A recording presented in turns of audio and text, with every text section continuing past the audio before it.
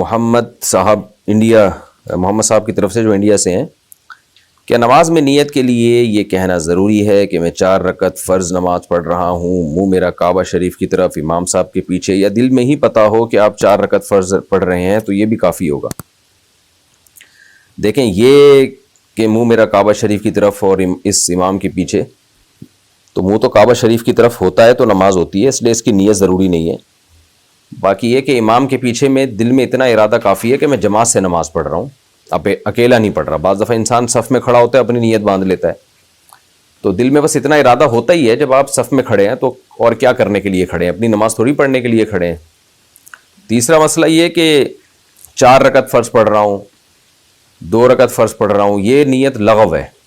آپ فجر کے 2 فرض پڑھ رہے ہیں اور آپ نیت یہ کریں میں 4 پڑھ رہا ہوں، تو بھی فجر کے 2 ہی ہوں گی، اس سے کوئی فرق نہیں پڑے گا، کیونکہ وہ اللہ کی طرف سے پہلے سے 2 رکعت متعین ہے، آپ کے 4 کہنے سے وہ فرق نہیں پڑے گا۔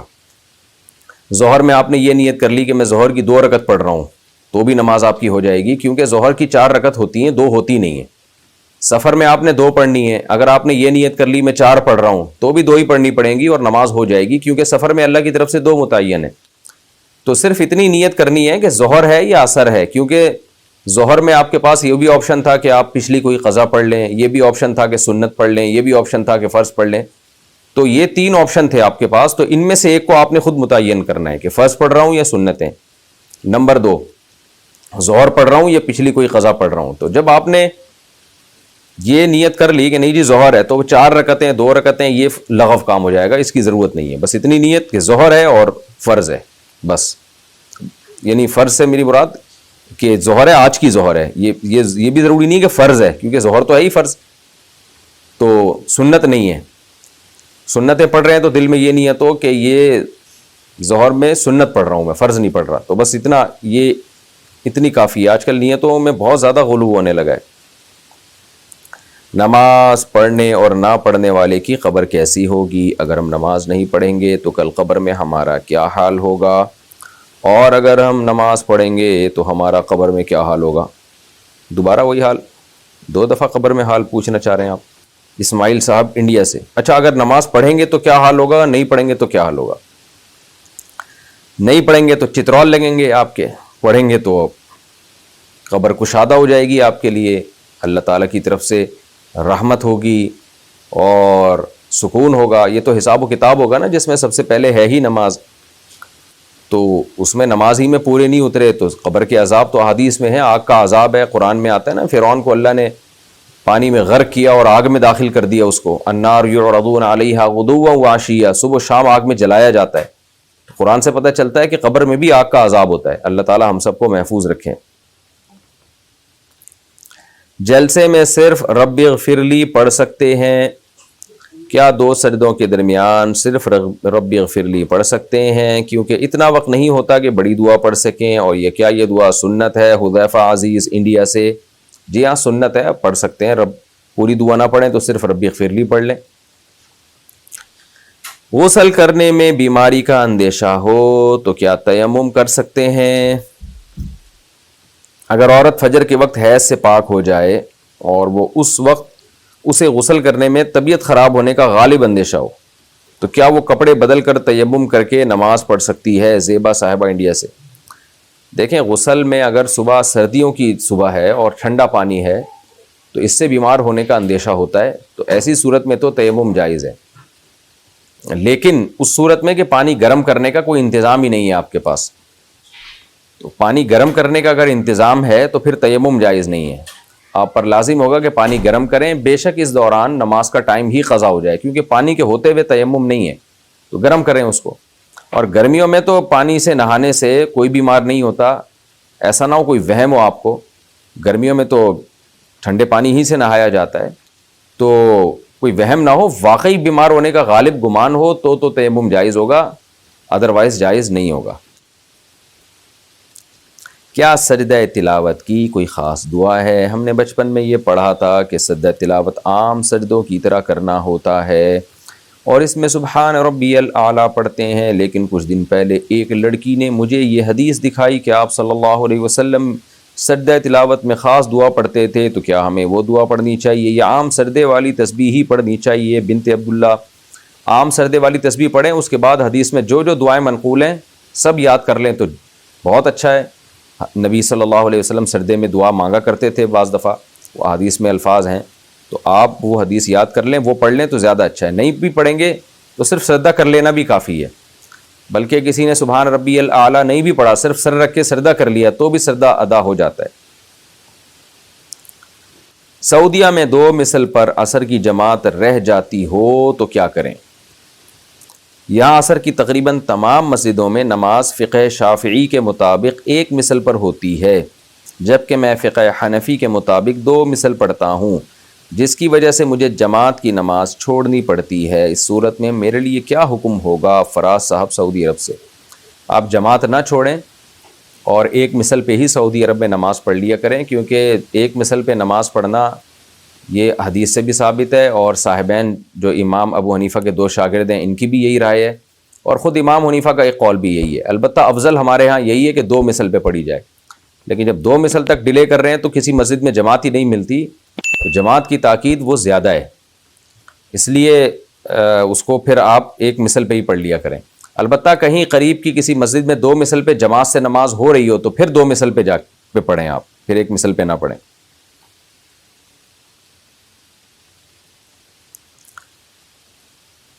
عورت کا بار بار وضو ٹوٹنے کا مسئلہ، اگر کسی خاتون کو بار بار پانی آتا ہو جس سے، تو کیا جس وضو سے نماز پڑھی ہے اسی وضو سے قرآن پڑھ سکتے ہیں یا اس کے لیے دوبارہ وضو کرنا ہوگا؟ اگر کوئی خاتون معذور ہے، بار بار پانی آ رہا ہے اس کو یا پیشاب کے قطرے آ رہے ہیں اور اتنے کنٹینیو آتے ہیں کہ نماز کا پورا ٹائم نکل گیا اور وضو کر کے پاک ہونے یعنی پاکی کی حالت میں نماز پڑھنا ممکن ہی نہیں رہا ہے، جب وضو کی نماز کے لیے کھڑے ہوئے پھر سلام پھیرنے سے پہلے قطرہ آ گیا یا کوئی تری آ گئی، تو یہ خاتون پھر معذور کہلائے گی۔ تو کسی مرد کے ساتھ ایسا ہو کہ پورا نماز کا ٹائم گزر جائے اور وضو کر کے پراپر نماز پڑھنا ان کے لیے ممکن ہی نہ ہو، یعنی سلام پھیرنے سے پہلے پھر قطرہ آ جاتا ہے تو پورا نماز کا ٹائم اسی طرح گزر جائے، تو ایسا شخص یا ایسی عورت معذور کہلاتی ہے۔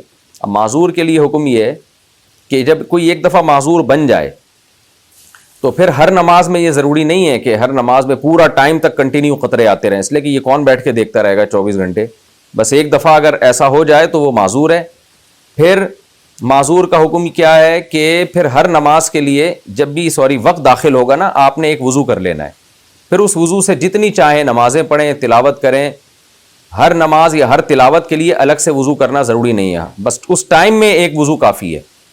پھر جب ٹائم گزر جائے گا، دوسرا ٹائم جب آئے گا نماز کا تو پھر دوسرا وضو کریں، تو اس طرح سے وضو کریں۔ اور ایسا معذور صحت مند اس وقت کہلائے گا کہ جب نماز کا پورا ٹائم گزر جائے اور ایک دفعہ بھی وہ معذوری لاحق نہ ہو اس کو، جیسے کسی کو قطروں کی بیماری ہے تو اب نماز کا جب پورا ٹائم گزر گیا اور ایک دفعہ بھی قطرہ نہیں آیا اس کو، تو یہ آدمی پھر یا یہ خاتون پاک یعنی صحت مند سمجھی جائے گی، پھر یہ معذوروں والے حکام اس سے ختم ہو جائیں گے۔ کیا پہلی بیوی دوسری بیوی کے بچے کو ایڈاپٹ کر سکتی ہے؟ اگر شوہر کی دوسری شادی ہوئی ہو تو کیا دوسری بیوی کی رضامندی سے اس کے بچے کو پہلی بیوی پال سکتی ہے اور اسے اپنا بیٹا بنا سکتی ہے؟ عائشہ صاحبہ لاہور سے۔ ہاں جی، اگر دوسری بیوی راضی ہے تو پہلی بیوی اس کے بچے کو پال سکتی ہے، بیٹا بھی بنا، بیٹا تو ویسے ہی سوتیلا بنا ہوئی ہے اس کا، تو ویسے بھی وہ محرم میں داخل ہے تو اس لیے کوئی حرج نہیں ہے اس میں۔ اتنی اچھی دوسری بیوی کہاں ملتی ہے آج کل مارکیٹ میں کہ وہ اپنے بچہ اپنی سوکن سے پلوا لے۔ بہرحال طلاق کے بعد اکٹھے رہنے والوں سے کیا قطع تعلق ضروری ہے؟ میری پھپھی اور میرے پھپھا کی طلاق ہو چکی ہے لیکن اب بھی وہ ساتھ رہتے ہیں، اس وقت ہم لوگ ان سے تعلق نہیں ختم کر پائے تو اب اچانک سے ان سے تعلق کیسے ختم کریں؟ یا اگر ان سے بات چیت کرتے رہیں تو کیا اس میں ہمیں گناہ ہوگا؟ ناہید صاحبہ انڈیا سے۔ اگر واقعی 3 طلاقیں دے چکے ہیں تو پھر ان سے تعلق ختم کر دیں، کیونکہ یہ بہت بڑا جرم ہے اور اسلامی حکام کے ساتھ مذاق ہے یہ، تو کیونکہ اس پہ پھر وہ ایک طلاق کے حکام کو قرآن بار بار کہتا ہے کہ کھیل مت بناؤ، تماشا مت بناؤ طلاق کے حکام کو۔ قرآن میں جہاں بھی اللہ نے طلاق کے حکام دیے نا، وہاں یہ کہا کہ اللہ کی آیات کو مذاق مت سمجھو، تو طلاقیں دے دیتے ہیں، پھر ادھر ادھر سے فتوے لا کے، فتوے تو آپ کو پتہ ہے مارکیٹ میں ہر طرح کے مل جاتے ہیں، اور بغیر فتووں کے بھی رہ رہے ہوتے ہیں. تو یہ مذاق بنا لیا ہے. تو جب تک یہ اکٹھے رہ رہے ہیں آپ ان سے تعلق ختم رکھیں، ان کے گھر آنا جانا بند رکھیں، ان دونوں کی دعوت نہ کریں، اور ان کو مجبور کریں کہ علیحدگی اختیار کریں، بائیکاٹ کریں ان کا. لوگ کہتے ہیں کہ بھئی لوگوں کے غلط تعلقات بھی تو ہوتے ہیں. تو دیکھیں غلط تعلقات پہ اسلام کا لیبل نہیں لگتا. یہاں تو طلاق دی ہوئی ہے اور پھر اس کو جو ہے وہ پھر اسی طرح میاں بیوی کی طرح رہ رہے ہیں. اس کا مطلب یہ تو چیز آہستہ آہستہ ہماری سوسائٹی میں پھر طلاق کو طلاق ہی نہیں سمجھا جائے گا تھوڑے وقت کے بعد. یہ تو بہت ایک برا وہ، یعنی اسلام میں گویا کہ ایک طرح کی تبدیلی شروع ہو جائے گی. تو اس لیے آپ ان سے تعلق ختم کر دیں. یہ وہ تعلق ختم کرنا نہیں کہلائے گا جس کو ہم قطع رحمی کہتے ہیں، کیونکہ یہ اللہ کی رضا کے لیے اور عبرت کے لیے. یہ باقی یہ کہ اگر یہ بوڑھے ہو چکے ہیں بہت، تو بڑھاپے میں میاں بیوی کا طلاق کے بعد بھی ساتھ رہنا مجبوری میں جائز ہے، بچوں کی خاطر اگر رہنا پڑے، کیونکہ بڑھاپے میں ان کا آپس میں ریلیشن کا خطرہ نہیں ہوتا. تو اگر یہ بوڑھے ہو چکے ہیں پھر طلاق کے بعد ساتھ رہ رہے ہیں تو گنجائش ہے. لیکن اگر یہ جوان ہے تو پھر میں نے جو بتائی وہ ساری تفصیل اس صورت میں ہے جب وہ جوان ہو.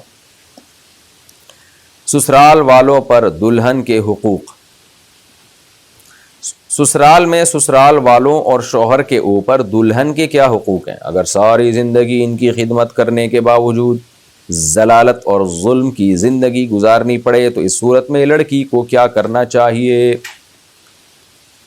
دیکھیں عورت کو چاہیے کہ اپنے ساس سسر کا احترام کرے، ان کی خدمت کرے. وہ خاندان کے بڑوں میں سے ہیں، اور شوہر کے لیے سب سے زیادہ خوشی کی بات یہ ہوتی ہے کہ بھئی تم میرا بے شک خیال نہ کرو، میرے ماں باپ کا خیال کرو. تو شوہر کی خدمت، جو غیرت مند شوہر ہوتا ہے وہ تو اپنے ماں باپ کی خدمت سے زیادہ خوش ہوتا ہے اپنی خدمت کی نسبت، اور گھر کا ماحول اس سے اچھا ہوتا ہے. لیکن سسرال والوں پہ بھی چاہیے کہ دو چیزوں کا بہت زیادہ خیال کریں. نمبر ایک، بہو پہ اس کی طاقت سے زیادہ بوجھ نہ ڈالیں. اب سارے گھر کی روٹیاں پک رہی ہیں، سارے گھر کے برتن دھل رہے ہیں، ایک عورت پہ بوجھ ڈالا ہوا ہے تو سب کے بھائی کیوں، چلو ساس سسر کی خدمت کر لی، شوہر کی کر لی، بس بہت ہے. سارے اس پہ سارے کام ڈال دیے، اور پھر وقت بے وقت ہر وقت اس کو ٹوکتے رہنا، سوتی ہوئی کو اٹھا دینا، یہ کر کے جاؤ، یہ کرو، وہ کرو. چلو کبھی کبھار تو ہوتا ہے، لیکن بعض گھروں میں یہ معمول ہوتا ہے. سونے نہیں دے رہے ہوتے، اس کی کوئی پرائیویسی نہیں ہوتی بہو کی. اس کا اپنا کمرہ ہے، اس کی پرسنل چیزیں ہیں، اس کی الماری ہے، اس کا لاکر ہے، اس میں گھسنے کی کسی کو اجازت نہیں ہے. وہ اپنے کمرے میں جب اکیلی ہو تو کوئی بھی دروازہ کھول کے بغیر بتائے نہیں آ سکتا. یہ بھی بری بات ہے. تو ہر چیز اس کی ساسیں اپنے کنٹرول میں لینا شروع کر دیں، یا سسر صاحب، یہ بھی غلط ہے. اس کی پرائیویسی ہے، ہر شخص کی اپنی ایک پرائیویسی ہوتی ہے، اس میں دخل اندازی ٹھیک نہیں ہے. تو ایک تو یہ کہ اس پہ بوجھ زیادہ نہ ڈالا جائے، کبھی وہ کام نہ کرے تو اس کو اگنور کیا جائے، جیسے اپنے بچوں کو اگنور کیا جاتا ہے. بعض دفعہ بچوں کا موڈ ہی نہیں ہوتا، بڑے والے کو بات کی جاتی ہے، وہ چھوٹے کو پارسل کر دیتا ہے، چھوٹا والا اس سے چھوٹے کو پارسل کر دیتا ہے. لیکن بہوؤں بیچاریوں کے پاس کام پارسل کرنے کا آپشن ہی نہیں ہوتا. بعض دفعہ بھئی آج طبیعت سیٹ نہیں ہے، بس نہیں جی کرنا ہی ہے آپ نے یہ. تو کبھی کبھار ہوتا ہے، کبھی کر دیتی ہیں، کبھی موڈ نہیں ہوتا کام کا، تو اس کو ریلیکس دیا جائے کہ بھئی ہمیشہ کر ہی دیتی ہے، آج اگر نہیں کر رہی تو کوئی بات نہیں ہے. لیکن سسرال میں بہت زیادہ بعض دفعہ دباؤ ہوتا ہے. تیسری بات یہ کہ اس کو طنز نہ کیا جائے.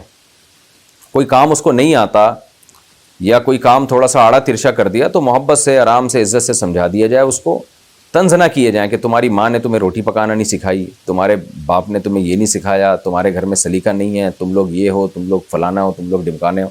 ان ساری چیزوں سے جو ہے پھر عورتیں ڈپریشن میں جاتی ہیں. تو اگر یہ سب کچھ ہو رہا ہے تو پھر مرد کو چاہیے کہ اپنی بیوی کو وہ اپنے ماں باپ سے الگ رکھے. میں تو اس زمانے میں ویسے ہی قائل ہوں کہ بیوی کو ماں باپ سے الگ ہی رکھنا چاہیے، کیونکہ آج کل بڑے مسائل ہوتے ہیں، پتہ ہی نہیں چلتا ان میں صحیح کون ہے غلط کون ہے، اور پھڈے ہو رہے ہوتے ہیں.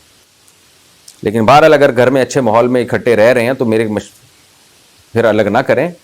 لیکن اگر اس طرح کی جھگڑے چل رہے ہیں اور ظلم زیادتیاں ہو رہی ہیں تو پھر الگ کرنا یہی زیادہ بہتر ہے.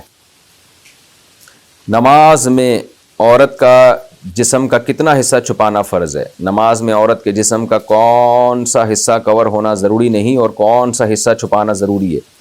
تکبیر کہتے وقت اور تشہد کے لیے انگلی اٹھاتے وقت ہاتھ کا کور ہونا ضروری ہے یا نہیں؟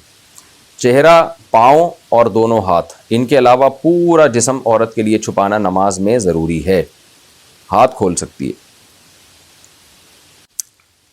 پہلے قعدہ میں کتنا درود پڑھنے سے سجدہ سہو کرنا واجب ہوگا؟ اگر قعدہ اولیٰ میں تشہد کے بعد درود شریف پڑھ لیں تو کیا اس سے سجدہ سہو کرنا ہوگا؟ اگر ہاں تو کتنا پڑھنے سے سجدہ سہو کرنا ضروری ہوگا؟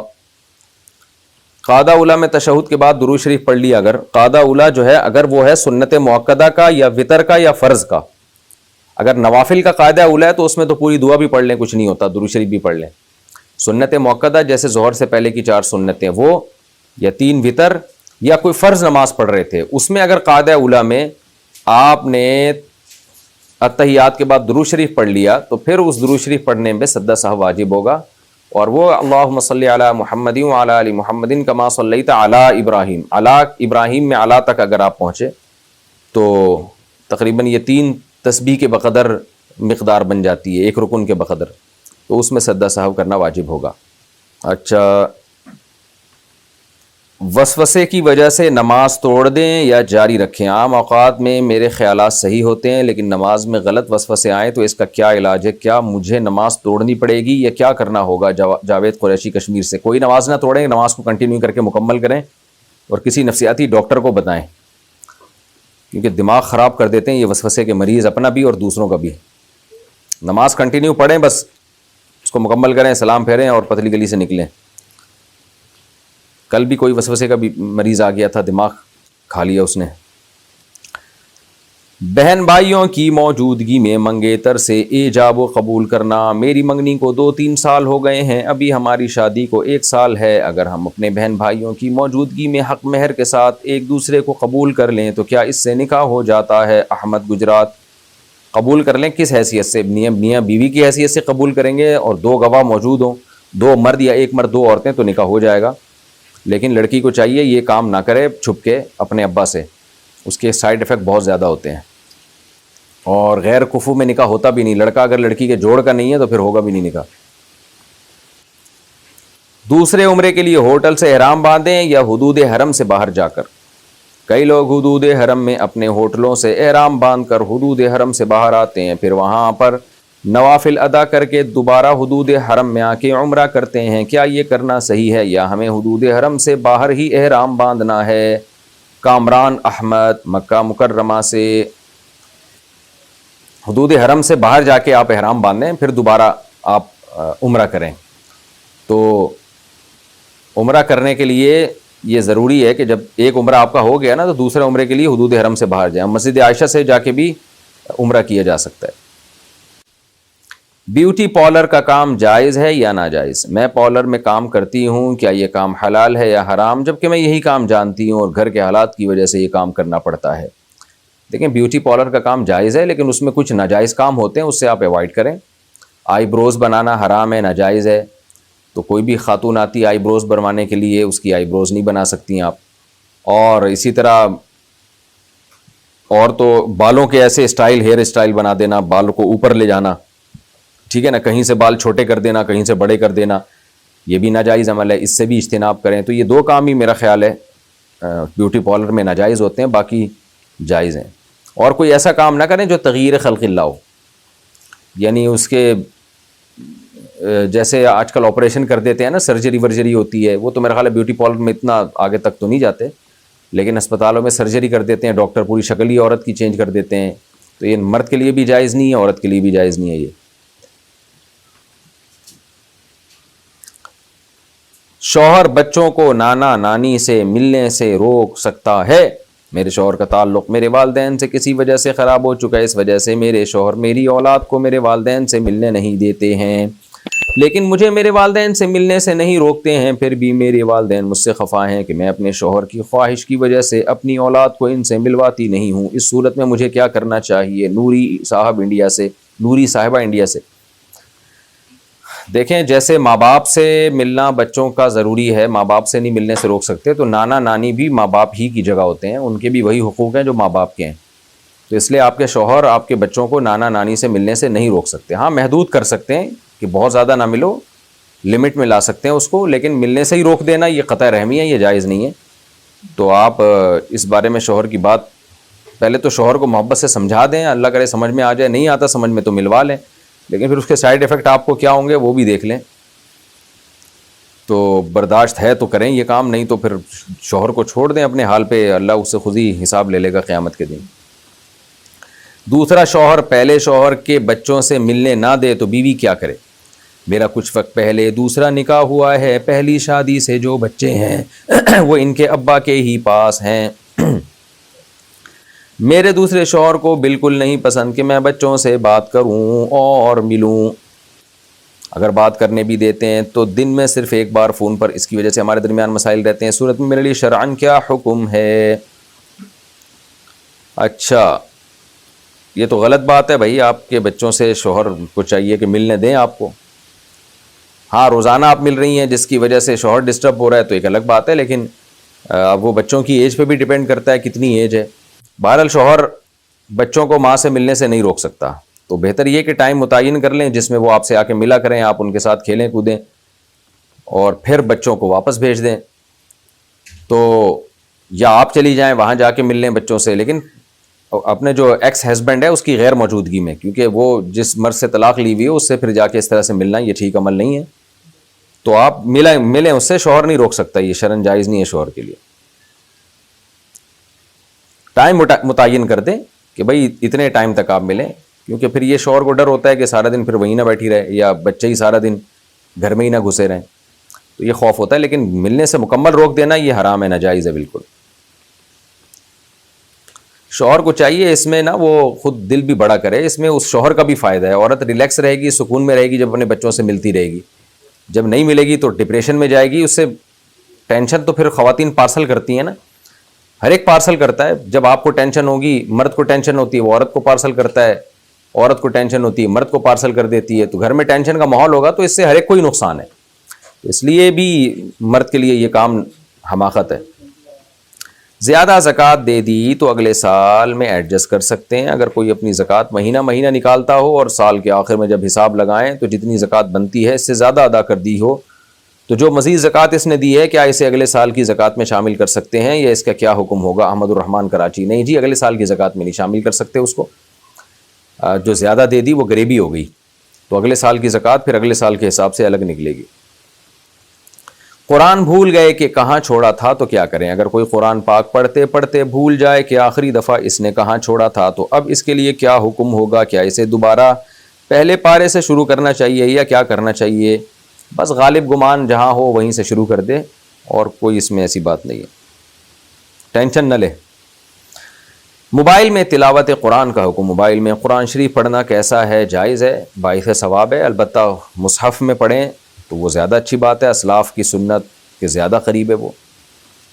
استخارے کے لیے کیا خواب آنا ضروری ہے؟ آپ کے بیان میں سنا تھا کہ استخارے کے لیے سونا اور خواب آنا ضروری نہیں ہے، تو کیا دن میں یا کسی بھی وقت استخارہ کر سکتے ہیں؟ نیز کیا 2 رکعت نماز پڑھنا اور دعا مانگنا کافی ہے، اس کے علاوہ اور کچھ ضروری نہیں ہے؟ عبداللہ صاحب کراچی سے۔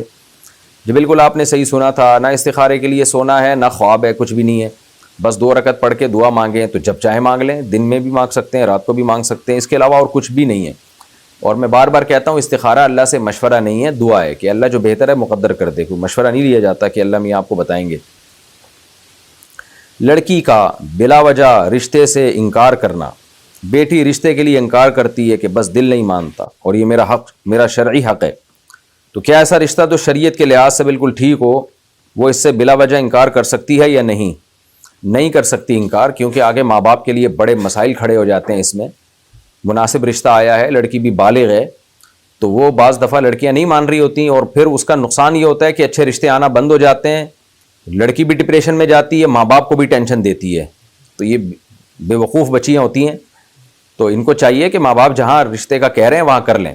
ہاں یہ ضرور شرعی حق ہے کہ بھئی بعض دفعہ ماں باپ یہ چاہ رہے ہوتے ہیں کہ لڑکی کہیں چاہ رہی ہوتی ہے کہ میری شادی وہاں کی جائے، اور ماں باپ زبردستی اپنی رائے مسلط کر رہے ہوتے ہیں اس کے اوپر، اور لڑکی جہاں چاہ رہی ہوتی ہے اس میں کوئی بڑی خرابی نہیں ہوتی، تو پھر ایسی صورت میں لڑکی کی مرضی کے بغیر کسی کو اس کے ذمہ تھوپ دینا یہ ٹھیک نہیں ہے، یہ غیر شرعی حرکت ہے، لہذا جہاں وہ چاہ رہی ہے پہلے اس کی چاہت کا خیال کیا جائے۔ لیکن اگر لڑکی چاہتی نہیں ہے بس شادی نہیں کرنی ہے میں نے، تو ٹھیک ہے، کوئی بہت کم عمر ہو اور اس وقت بالکل ہی اس کا موڈ نہ بن رہا ہو، تو پھر بھی میں کہتا ہوں کہ لڑکی کو چاہیے کہ وہ مان جائے، کیونکہ ماں باپ جو ہے نا وہ زیادہ اچھا سوچتے ہیں، کیونکہ ایسا ہوا ہے کہ شروع میں رشتے تھے لڑکیوں نے نہیں کی کہ موڈ نہیں ہے جی، اور بعد میں زندگی برباد ہو گئی۔ تو لیکن پھر بھی اس پہ پھر زبردستی کرنا ٹھیک نہیں ہے. لیکن ایک ایج ہوتی ہے, اس کے بعد پھر رشتوں کے چانس کم ہونا شروع ہو جاتے ہیں یا اچھے رشتے نہیں آتے پھر, تو ماں باپ کی بات اس کو مان لینی چاہیے ایسی صورت میں. اور ماں باپ تھوڑا سا سختی بھی کر سکتے ہیں, بہت زیادہ سختی نہ کی جائے کہ مار دھاڑ شروع کر دیں, تو اس پہ تھوڑا سا ذہنی دباؤ ڈال سکتے ہیں. ایسے بہت سارے کیسز ہمارے سامنے آئے ہیں جن میں بچی شادی کرنا نہیں چاہتی تھی کہ میں نے کرنی نہیں ہے شادی, تو جب شادی ہو گئی اس کے ماں باپ نے اس کو تھوڑا سا سختی کی اس معاملے میں, تو مان گئی وہ. شادی کے بعد وہ خوش ہے, پھر وہ اپنی اچھی زندگی اس کی گزر رہی ہے, شوہر کی محبت دل میں پیدا ہو گئی. تو ظاہر ہے بھی کوئی زندگی میں آیا ہی نہیں ہے, تو پھر عورت کو, بچی کو نہیں پتا ہوتا کہ شوہر کیا ہوتا ہے, شوہر کی محبت کیا ہوتی ہے. تو بعض دفعہ یہ ہوتا ہے کہ وہ نہیں چاہ رہی ہوتی, لیکن شادی کے بعد پھر اچھا سسرال ملتا ہے تو وہ خوش ہوتی ہے. لیکن یہ ضروری ہے کہ کم عمر بچیوں کی شادی میں یہ ضروری ہے کہ دیکھیں کہ کر رہے ہیں, کیونکہ کم عمر بچیوں پہ بعض دفعہ سسرال بہت ظلم ہی کر رہا ہوتا ہے. میں جو کہتا ہوں نا کم عمری میں شادی کرنی چاہیے, تو اس کا مطلب یہ ہے کہ اگر بہت ہی مناسب کوئی مل جائے جو بچی کو بچہ سمجھ کے رکھے, اس پہ سسرال والے جیسے بوجھ ڈالتے ہیں بہت زیادہ, وہ بوجھ نہ ڈالے اس کے اوپر. تو اگر اس طرح کا کوئی سسرال ملتا ہے تو پھر تو کرنی چاہیے, نہیں ملتا ہے تو پھر نہیں کرنی چاہیے. اچھا بھائی, مغرب کے بعد 6 نفل پڑھنے کا طریقہ. مغرب کی نماز میں جو 6 رکعت نفل پڑھتے ہیں اس کا کیا طریقہ ہے؟ کوئی طریقہ نہیں ہے. 2 رکعت سنت پڑھیں, پھر 2 رکعت پڑھیں, پھر 2 رکعت پڑھیں, یہ 6 رکعت نفل ہو جائیں گے. حرام سے بچنے کے لیے وقتی نکاح کرنا. میں یونیورسٹی میں پڑھتی ہوں اور ایک لڑکا ایک دوسرے کو پسند کرتے تھے اور ہر وقت ساتھ رہتے تھے. اچھا, ان کے ساتھ رہتے تھے. ہم نے گناہ سے بچنے کے لیے نکاح کر لیا اور یہ سوچا کہ جب گھر والوں کو پتہ چلے گا اور مسائل کھڑے ہوں گے تو ہم طلاق لے کر الگ ہو جائیں گے. مگر ہم نے یہ طے کیا تھا کہ ہم بستری نہیں کریں گے, مگر بعد میں ہم بستری بھی کر لی. اب ہم ہمیشہ کے لیے میاں بیوی بن کر رہنا چاہتے ہیں, تو کیا یہ ہمارا نکاح متع کے زمرے میں آئے گا؟ کیا ہمیں دوبارہ نکاح کرنا چاہیے یا ہمارے لیے کیا حکم ہے؟ یہ نکاح متع نہیں ہے. متع وہ نکاح ہوتا ہے جس میں پہلے سے ٹائم طے کر دیا جاتا ہے کہ آپ سے جو نکاح ہو رہا ہے 1 ہفتے کے لیے ہو رہا ہے, 1 مہینے کے لیے ہو رہا ہے, 1 سال کے لیے ہو رہا ہے. یہ جہاں ٹائم پہلے سے مینشن کر دیا جائے گا نا, تو یہ نکاح متع کہلائے گا, اور یہ حقیقت میں زنا ہی ہے, یہ نکاح نہیں ہے. آپ نے جو نکاح کیا تو آپ نے یہ تھا کہ گھر والوں کو پتہ چلے گا تو بعد میں طلاق لے لیں گے, تو یہاں تو طلاق کا لفظ آ رہا ہے نا. نکاح متع میں تو ٹائم گزرتے ہی آٹومیٹک نکاح ختم ہو جاتا ہے. یہاں آپ نے یہ کہا تھا کہ بھائی جب پتہ چلے گا یا بعد میں ہم ایک دوسرے سے علیحدگی اختیار کر لیں گے, تو علیحدگی اختیار کریں گے ظاہر ہے شرعی طریقے سے, یعنی شوہر طلاق دے گا اور پھر عورت عدت گزارے گی. یہ جو بھی شرعی طریقے سے طلاق ہوتا ہے تو اس کو نکاح متع نہیں کہیں گے. ہاں, اس کو نامناسب حرکت ضرور کہیں گے. نامناسب اس لیے کہ لڑکیاں ماں باپ سے چھپ کے اس طرح کا نکاح کر لیتی ہیں, اور یہ ہوتا نہیں ہے کہ پھر ہم بستری نہ ہو, کیونکہ جب مرد کو پتہ ہوتا ہے میرے لیے حلال ہے تو وہ ہم بستری بھی کرتا ہے لازمی. بہت دفعہ ایسا ہوا ہے کہ حمل ٹھہر جاتا ہے, پھر علماء سے پوچھتے ہیں کہ حمل گرانا جائز ہے یا نہیں. جب علماء کہتے ہیں حمل گرانا جائز نہیں ہے تو پھر مسئلے کھڑے ہوتے ہیں کہ ہم تو پکڑے جائیں گے, بدنامی ہوگی. تو ایسا کام کرتے کیوں ہیں بھائی جس سے ذلیل ہو جائیں دنیا میں بھی, لوگوں کی نظروں میں, اور پھر دین بھی بدنام ہو اس سے. تو ایسا کام نہیں کرنا چاہیے. تو بہرحال زنا نہیں کہلائے گا یہ عمل, کیونکہ پراپر نکاح ہوا ہے. اور اچھا, اس میں ایک بات یہ بھی ذہن میں رکھیں, اگر اس طرح کسی نے نکاح کیا ہے تو بعض دفعہ یہ ہوتا ہے کہ لڑکی نے نکاح کر لیا چھپ کے, اپنے ماں باپ کو بتایا نہیں, اور دل میں یہی نیت تھی کہ بعد میں طلاق لے لوں گی, لیکن شوہر نے پھر طلاق دی نہیں. ہمارے پاس کیسز آتے رہتے ہیں صبح شام, پتہ نہیں مختلف قسم کے. یہ میں سارے وہ بتا رہا ہوں جو میں نے لوگوں میں دیکھا ہے, یعنی اس کے سائیڈ ایفیکٹ. تو پھر لڑکا طلاق نہیں دے رہا ہوتا. اب لڑکی پھر پوچھتی ہے کہ بھائی میری تو ماں باپ کہیں اور میری شادی کر رہے ہیں, تو علماء سب یہی کہتے ہیں آپ اس سے طلاق لیے بغیر آپ کہیں اور شادی نہیں کر سکتی. تو وہ کہتی ہیں وہ طلاق دے نہیں رہا. تو پھر ایسی صورت میں طلاق جب تک مرد نہیں دے گا عورت کا نکاح ختم نہیں ہوتا. یہ خوب سمجھ لیں. مرد نے پہلے وعدہ کر لیا تھا کہ میں طلاق دے دوں گا, لیکن مرد اس وعدے کا پابند نہیں ہے, بعد میں کہہ رہا ہے میں نہیں دے رہا, جاؤ اکھاڑ لو جو اکھاڑنا ہے. تو شرعاً تو پھر مرد کا حق ہے کہ وہ نہیں طلاق دے رہا. اگر وہ رکھنا چاہ رہا ہے, حقوق ادا کرنا چاہ رہا ہے, تو پھر آپ کو اس کے ساتھ ہی رہنا پڑے گا.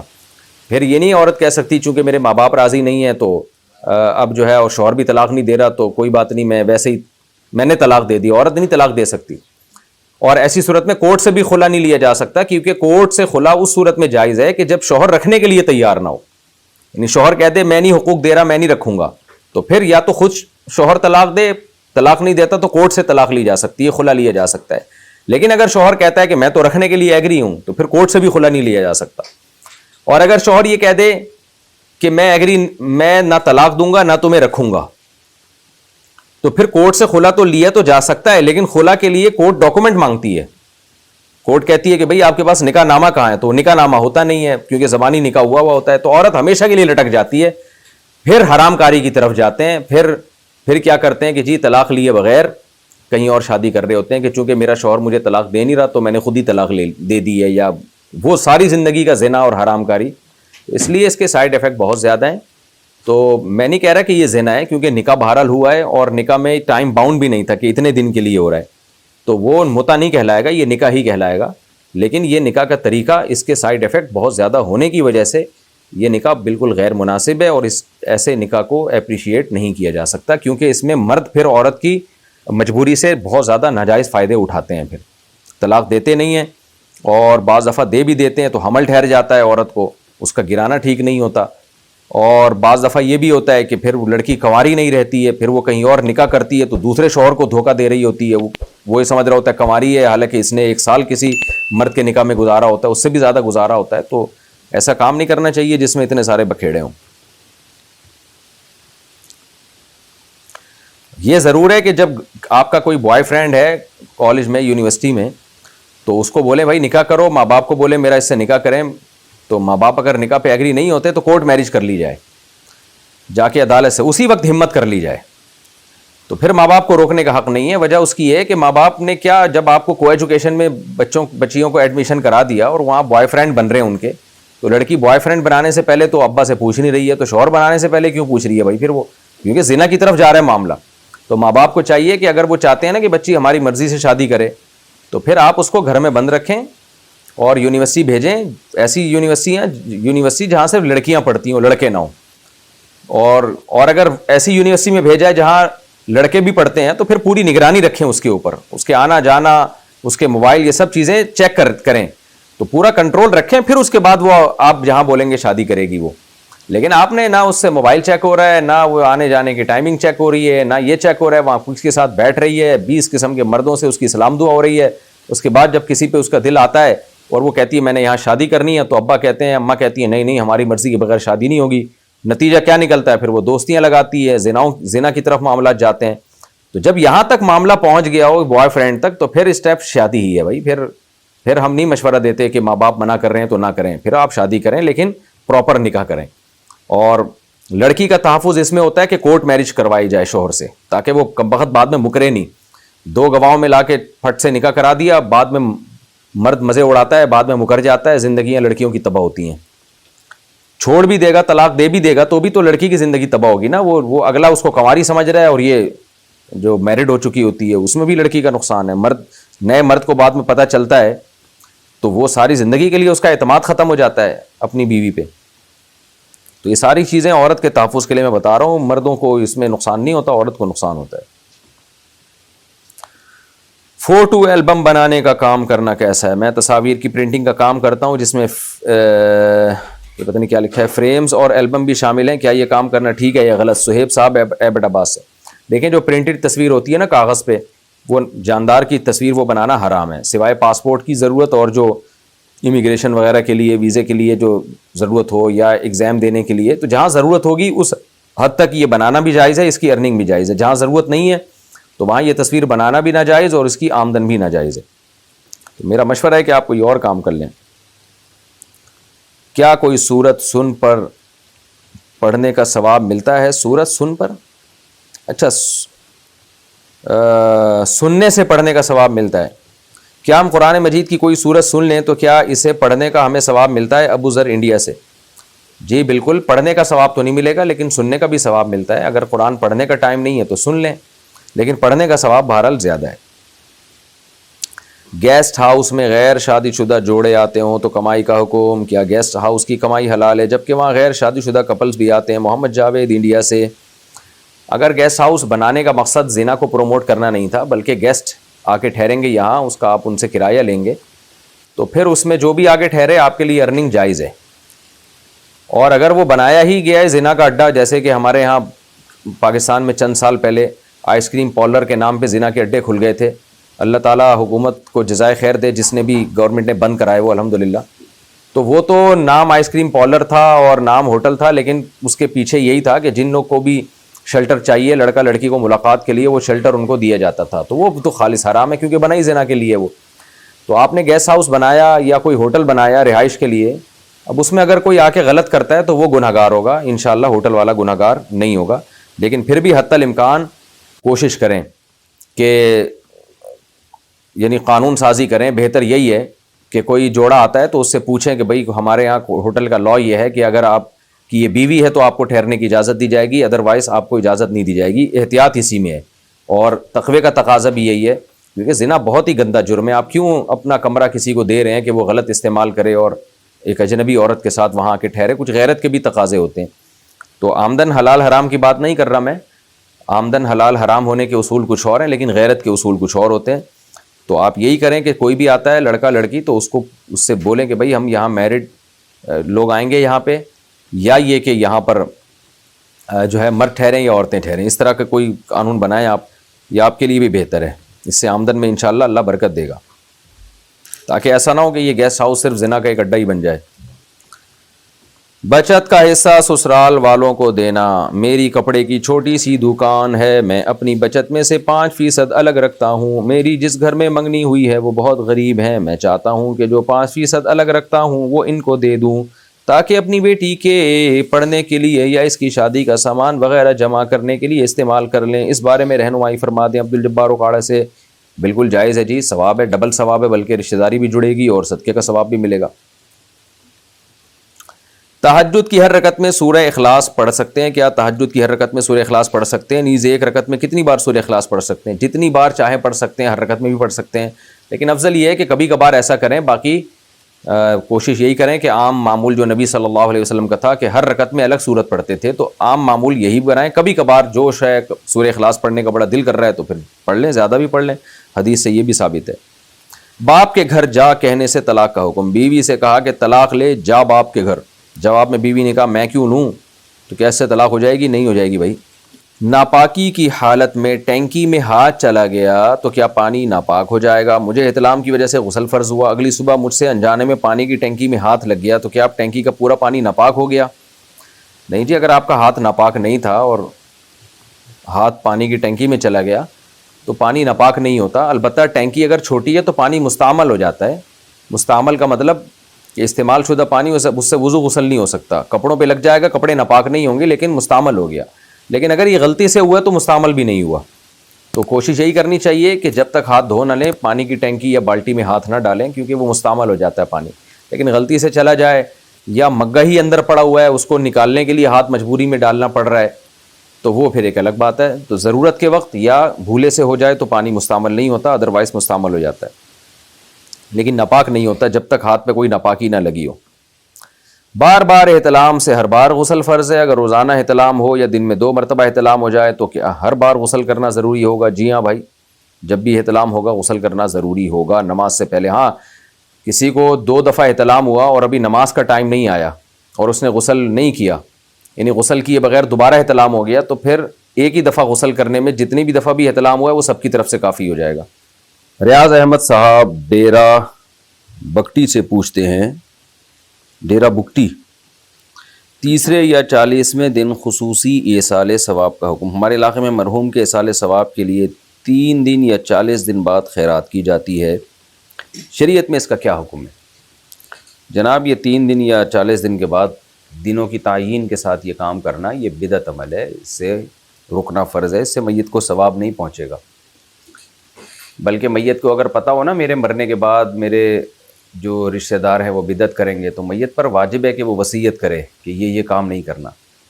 باقی خیرات کرنی چاہیے میت کے لیے، تو اس کے لیے 3 دن یا 40 دن کی کوئی قید نہیں ہے. جب چاہے، جو چاہے، جتنی چاہے کر سکتا ہے، لیکن اپنے پیسوں سے. ایسا نہ ہو کہ وراثت کے پیسوں سے کرنا شروع کر دیں. تو جتنی چاہے، جب چاہے، جس طرح سے چاہیں کر سکتے ہیں. 3 دن اور 40 دن متعین کر کے کرنا یہ ٹھیک نہیں ہے. کوئی اوپر بیٹھا ہوا ہو تو نیچے بیٹھ کر قرآن پڑھ سکتے ہیں. اگر کوئی اوپر کسی کرسی یا پیڈ پر بیٹھا ہو تو کیا ہم نیچے بیٹھ کر قرآن پڑھ سکتے ہیں؟ جی پڑھ سکتے ہیں. یہ عمل بے ادبی نہیں کہلاتا، عرف میں جائز ہے اور ضرورت بھی ہے. اب یہ تو نہیں نا کہ ایک آدمی قرآن نیچے بیٹھ کے پڑھ رہا ہے تو سارے اس کی وجہ سے نیچے آ جائیں. تو بعض دفعہ ضرورت کی وجہ سے بھی احکام میں گنجائش ہوتی ہے، تو اس لیے کوئی پڑھ رہا ہے تو ٹھیک ہے، کوئی حرج نہیں ہے انشاءاللہ۔ 786 کا اصل مطلب کیا ہے؟ کچھ لوگ 786 کو بسم اللہ الرحمن الرحیم کہتے ہیں، کیا یہ بات صحیح ہے یا یہ لوگ ایسے ہی بولتے ہیں؟ دیکھیں، ایک عادات کی بھی ایک زبان ہے، تو اس زبان میں 786 کا مطلب بسم اللہ الرحمن الرحیم ہی بنتا ہے۔ تو پہلے یہ عادات کی جو زبان تھی اس کا بڑا رواج تھا، تو اس لیے ان شارٹ لوگ 786 لکھ دیا کرتے تھے۔ اب وہ عادات کی زبان ہی ختم ہو گئی ہے، اب لوگ اس کا مطلب ہی نہیں سمجھتے، تو اس لیے یہ ہے بسم اللہ الرحمن الرحیم ہی لکھنے کا ایک طریقہ، لیکن یہ طریقہ ہے خلاف سنت، اس لیے کہ یہ جو دعائیں ہیں نا یہ عربی رسم الخط میں لکھی جائیں گی، ان کو کسی اور رسم الخط میں لکھنا یہ خلاف سنت ہے۔ جیسے بسم اللہ رومن میں لکھ دینا BISMILLAH، تو لکھا تو جائے گا لیکن یہ طریقہ خلاف سنت ہے، اس لیے کہ جو عربی رسم الخط میں جو چیزیں نبی صلی اللہ علیہ وسلم کی جو دعائیں منقول ہیں وہ عربی رسم الخط ہی میں ہیں، تو اس لیے بسم اللہ الرحمن الرحیم اگر کسی نے لکھنا ہو تو بسم اللہ الرحمن الرحیم ہی لکھے، وہ عربی میں جیسے لکھتے ہیں، 786 نہ لکھے، خلاف سنت ہوگا۔ اچھا، بعض لوگ یہ کہتے ہیں کہ ہم 786 اس لیے لکھتے ہیں کہ بسم اللہ اگر لکھیں گے کہیں کاغذ گر جائے گا، اس کی بے ادبی ہوگی، تو عربی رسم الخط میں لکھیں گے تو 786 لکھ لیتے ہیں ہم، تو یہ بات بھی، یہ دلیل بھی غلط ہے۔ ایک بات تو یہ کہ جب 786 بسم اللہ ہی ہے علم اعداد میں، تو وہ بھی تو پھر بے ادبی ہی ہوگی نا اس کی۔ اور دوسری بات یہ ہے کہ نبی صلی اللہ علیہ وسلم نے غیر مسلموں کو خطوط لکھے، اس میں بسم اللہ الرحمن الرحیم لکھا، حالانکہ وہاں ڈر تھا کہ غیر مسلم اس کی بے ادبی کریں، تو اس بے ادبی کے خوف سے آیتیں لکھنا یا بسم اللہ لکھنا ہی ختم کر دینا یہ اسلام کا طریقہ نہیں ہے۔ ہاں، یہ ضرور ہے کہ جس کاغذ پہ بسم اللہ لکھی ہو آپ حتی الامکان اس کا ادب کریں، اس خوف سے اللہ کا نام لکھنا ہی ختم کر دینا یہ عمل ٹھیک نہیں ہے، یہ سنت سے ثابت نہیں ہے۔ ایسے فرض نماز کے بعد سنت نہ پڑھیں تو کیا حکم ہے؟ کیا فرض نماز کے بعد سنت نہ پڑھنا گناہ ہے؟ وجاہت صاحب کراچی سے۔ جو سنت مؤکدہ ہیں نا، جیسے فجر سے پہلے کی 2 سنتیں، ظہر سے پہلے کی 4 اور ظہر کے بعد کی 2، مغرب کے بعد کی 2، عشاء کے بعد کی 2، یہ سنتیں نہ پڑھنا، اسی طرح جمعہ سے پہلے کی 4 اور جمعہ کے بعد کی بھی 4، تو یہ شخص قابل ملامت ہے، اس کے بارے میں گناہ کا خطرہ ہے، کیونکہ یہ نبی صلی اللہ علیہ وسلم نے بہت پابندی سے پڑھی اور فجر کی تو بہت ہی زیادہ تاکید ہے، تو اس لیے ان سنتوں کا اہتمام کرنا چاہیے۔ تو قابل ملامت عمل وہی ہوتا ہے جس میں جو برا عمل کہلاتا ہے، تو ایسے گناہ تو نہیں ہے کہ کوئی جیسے فرض چھوڑنے کا گناہ ملتا ہے، لیکن ایسا بھی نہیں ہے کہ عام نوافل کی طرح کوئی چھوڑ دے تو کوئی حرج ہی نہیں ہے، تو حرج ہے، کیونکہ نبی صلی اللہ علیہ وسلم نے جب بھی یہ فرائض پڑھے ہیں تو ان کے ساتھ یہ 2 رکعتیں ایڈ کی ہیں آپ صلی اللہ علیہ وسلم نے، جن کو سنت مؤکدہ کہا جاتا ہے، تو اس لیے اس کا اہتمام کرنا چاہیے۔ ہاں، کبھی کبھار چھوٹ جائے، کبھی بہت تھکاوٹ ہو یا سفر میں ہو آپ اور ٹریولنگ کر رہے ہوں، تو اس دوران اگر کبھی چھوٹ جائے تو گنجائش ہے، کوئی حرج نہیں ہے، لیکن فجر کی پھر بھی کوشش کریں کہ کسی صورت میں نہ چھوڑیں۔ لڑکیوں کا گجرے پہننے کا حکم، کیا لڑکیاں اپنے ہاتھوں میں گجرے پہن سکتی ہیں؟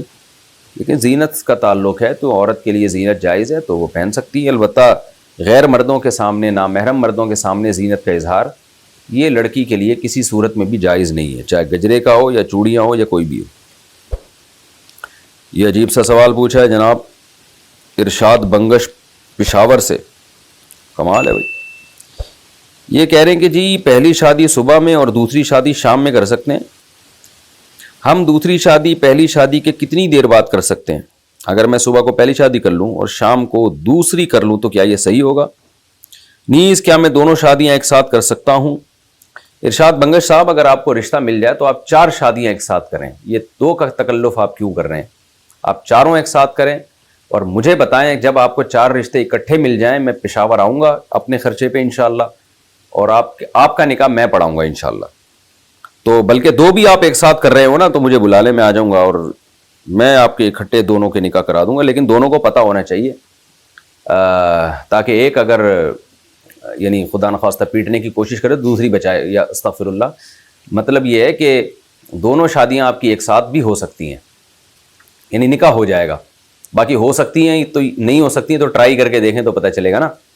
تو ایسے بھی نکاح جائز ہے کہ 2 آپ کی بیگمات ہوں، ان کے والدین آ جائیں اجازت لے کے اور قاضی صاحب یوں نکاح پڑھائیں، میں نے ان فلانی بنت فلاں کا اور فلانی بنت فلاں کا بالترتیب اتنے اتنے مہر میں آپ سے نکاح کیا، جیسے ہی آپ بولے ایک دفعہ قبول بولیں گے تو دونوں سے آپ کا نکاح ہو جائے گا۔ کیسا زبردست نکاح ہوگا، سبحان اللہ۔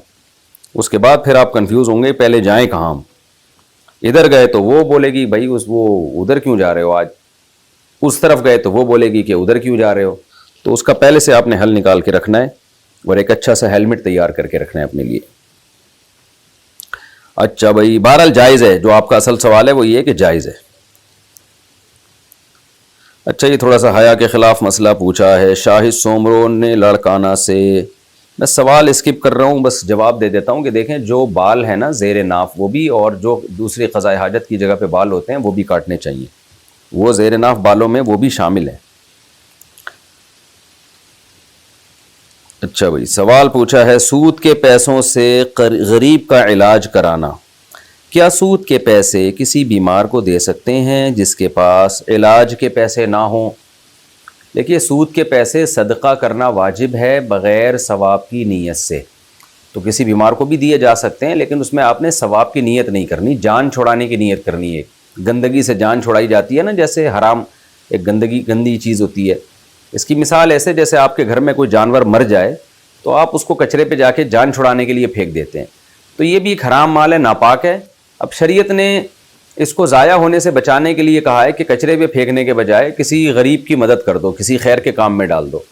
تو مردار کو تو کچرے پہ پھینکا جائے گا، اور جو حرام مال ہے وہ کچرے پہ نہیں پھینکا جائے گا، بلکہ شریعت کہتی ہے کہ اس میں ثواب کی نیت نہ کرو، صدقے کی نیت نہ کرو، کیونکہ اللہ حرام مال سے صدقہ قبول نہیں کرتا۔ تو صدقہ میں نے اس کو مجازن کہا ہے، تو اللہ حرام مال سے نہیں قبول کرتا، صدقہ خیرات حلال سے قبول کرتا ہے۔ تو آپ جان چھڑانے کے لیے کسی غریب کو دے دیں، وہ بیماری کے علاج کے لیے بھی دیے جا سکتے ہیں۔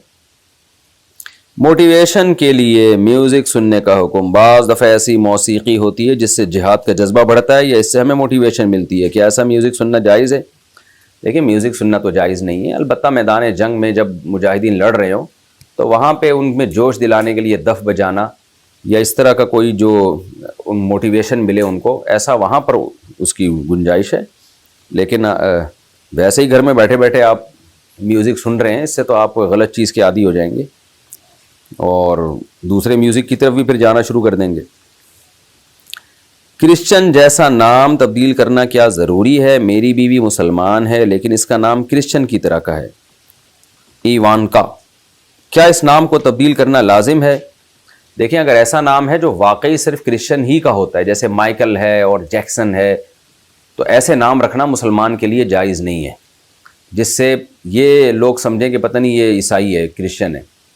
تو نبی صلی اللہ علیہ وسلم نے بہت سختی سے منع کیا، من تشبہ بقوم فہو منہم، تو نام تو ہر قوم کا شعار ہوتے ہیں، تو پہلا انٹروڈکشن تو نام سے ہی ہوتا ہے، تو اس لیے ایسا نام، اب مجھے نہیں پتہ یہ عیسائیوں کا نام ہی ہوتا ہے یا کامن نام ہے، یہ اس کا مجھے نہیں پتہ، لیکن آپ کو چاہیے کہ اگر لوگوں میں کنفیوژن ہو رہی ہے، لوگ یہ سمجھ رہے ہیں کہ شاید یہ کرسچن ہے، تو اس نام کو پھر چینج کر دیں آپ۔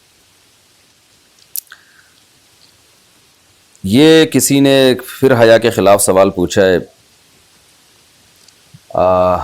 میرا اس پہ کلپ موجود ہے، وہ سن لیں آپ، تو میں اس کا دوبارہ زبان سے تذکرہ نہیں کرتا۔ ہم بستری کے بعض طریقے ایسے ہیں جو ناجائز ہیں، بعض مکروہ ہیں، تو اس کے بارے میں آپ یوٹیوب پہ، یہ جو آپ نے سوال پوچھا ہے بھائی صاحب نے، تو آپ یوٹیوب پہ سرچ کریں، میرے اس بارے میں کلپ موجود ہے، وہاں آپ سن لیں دوبارہ۔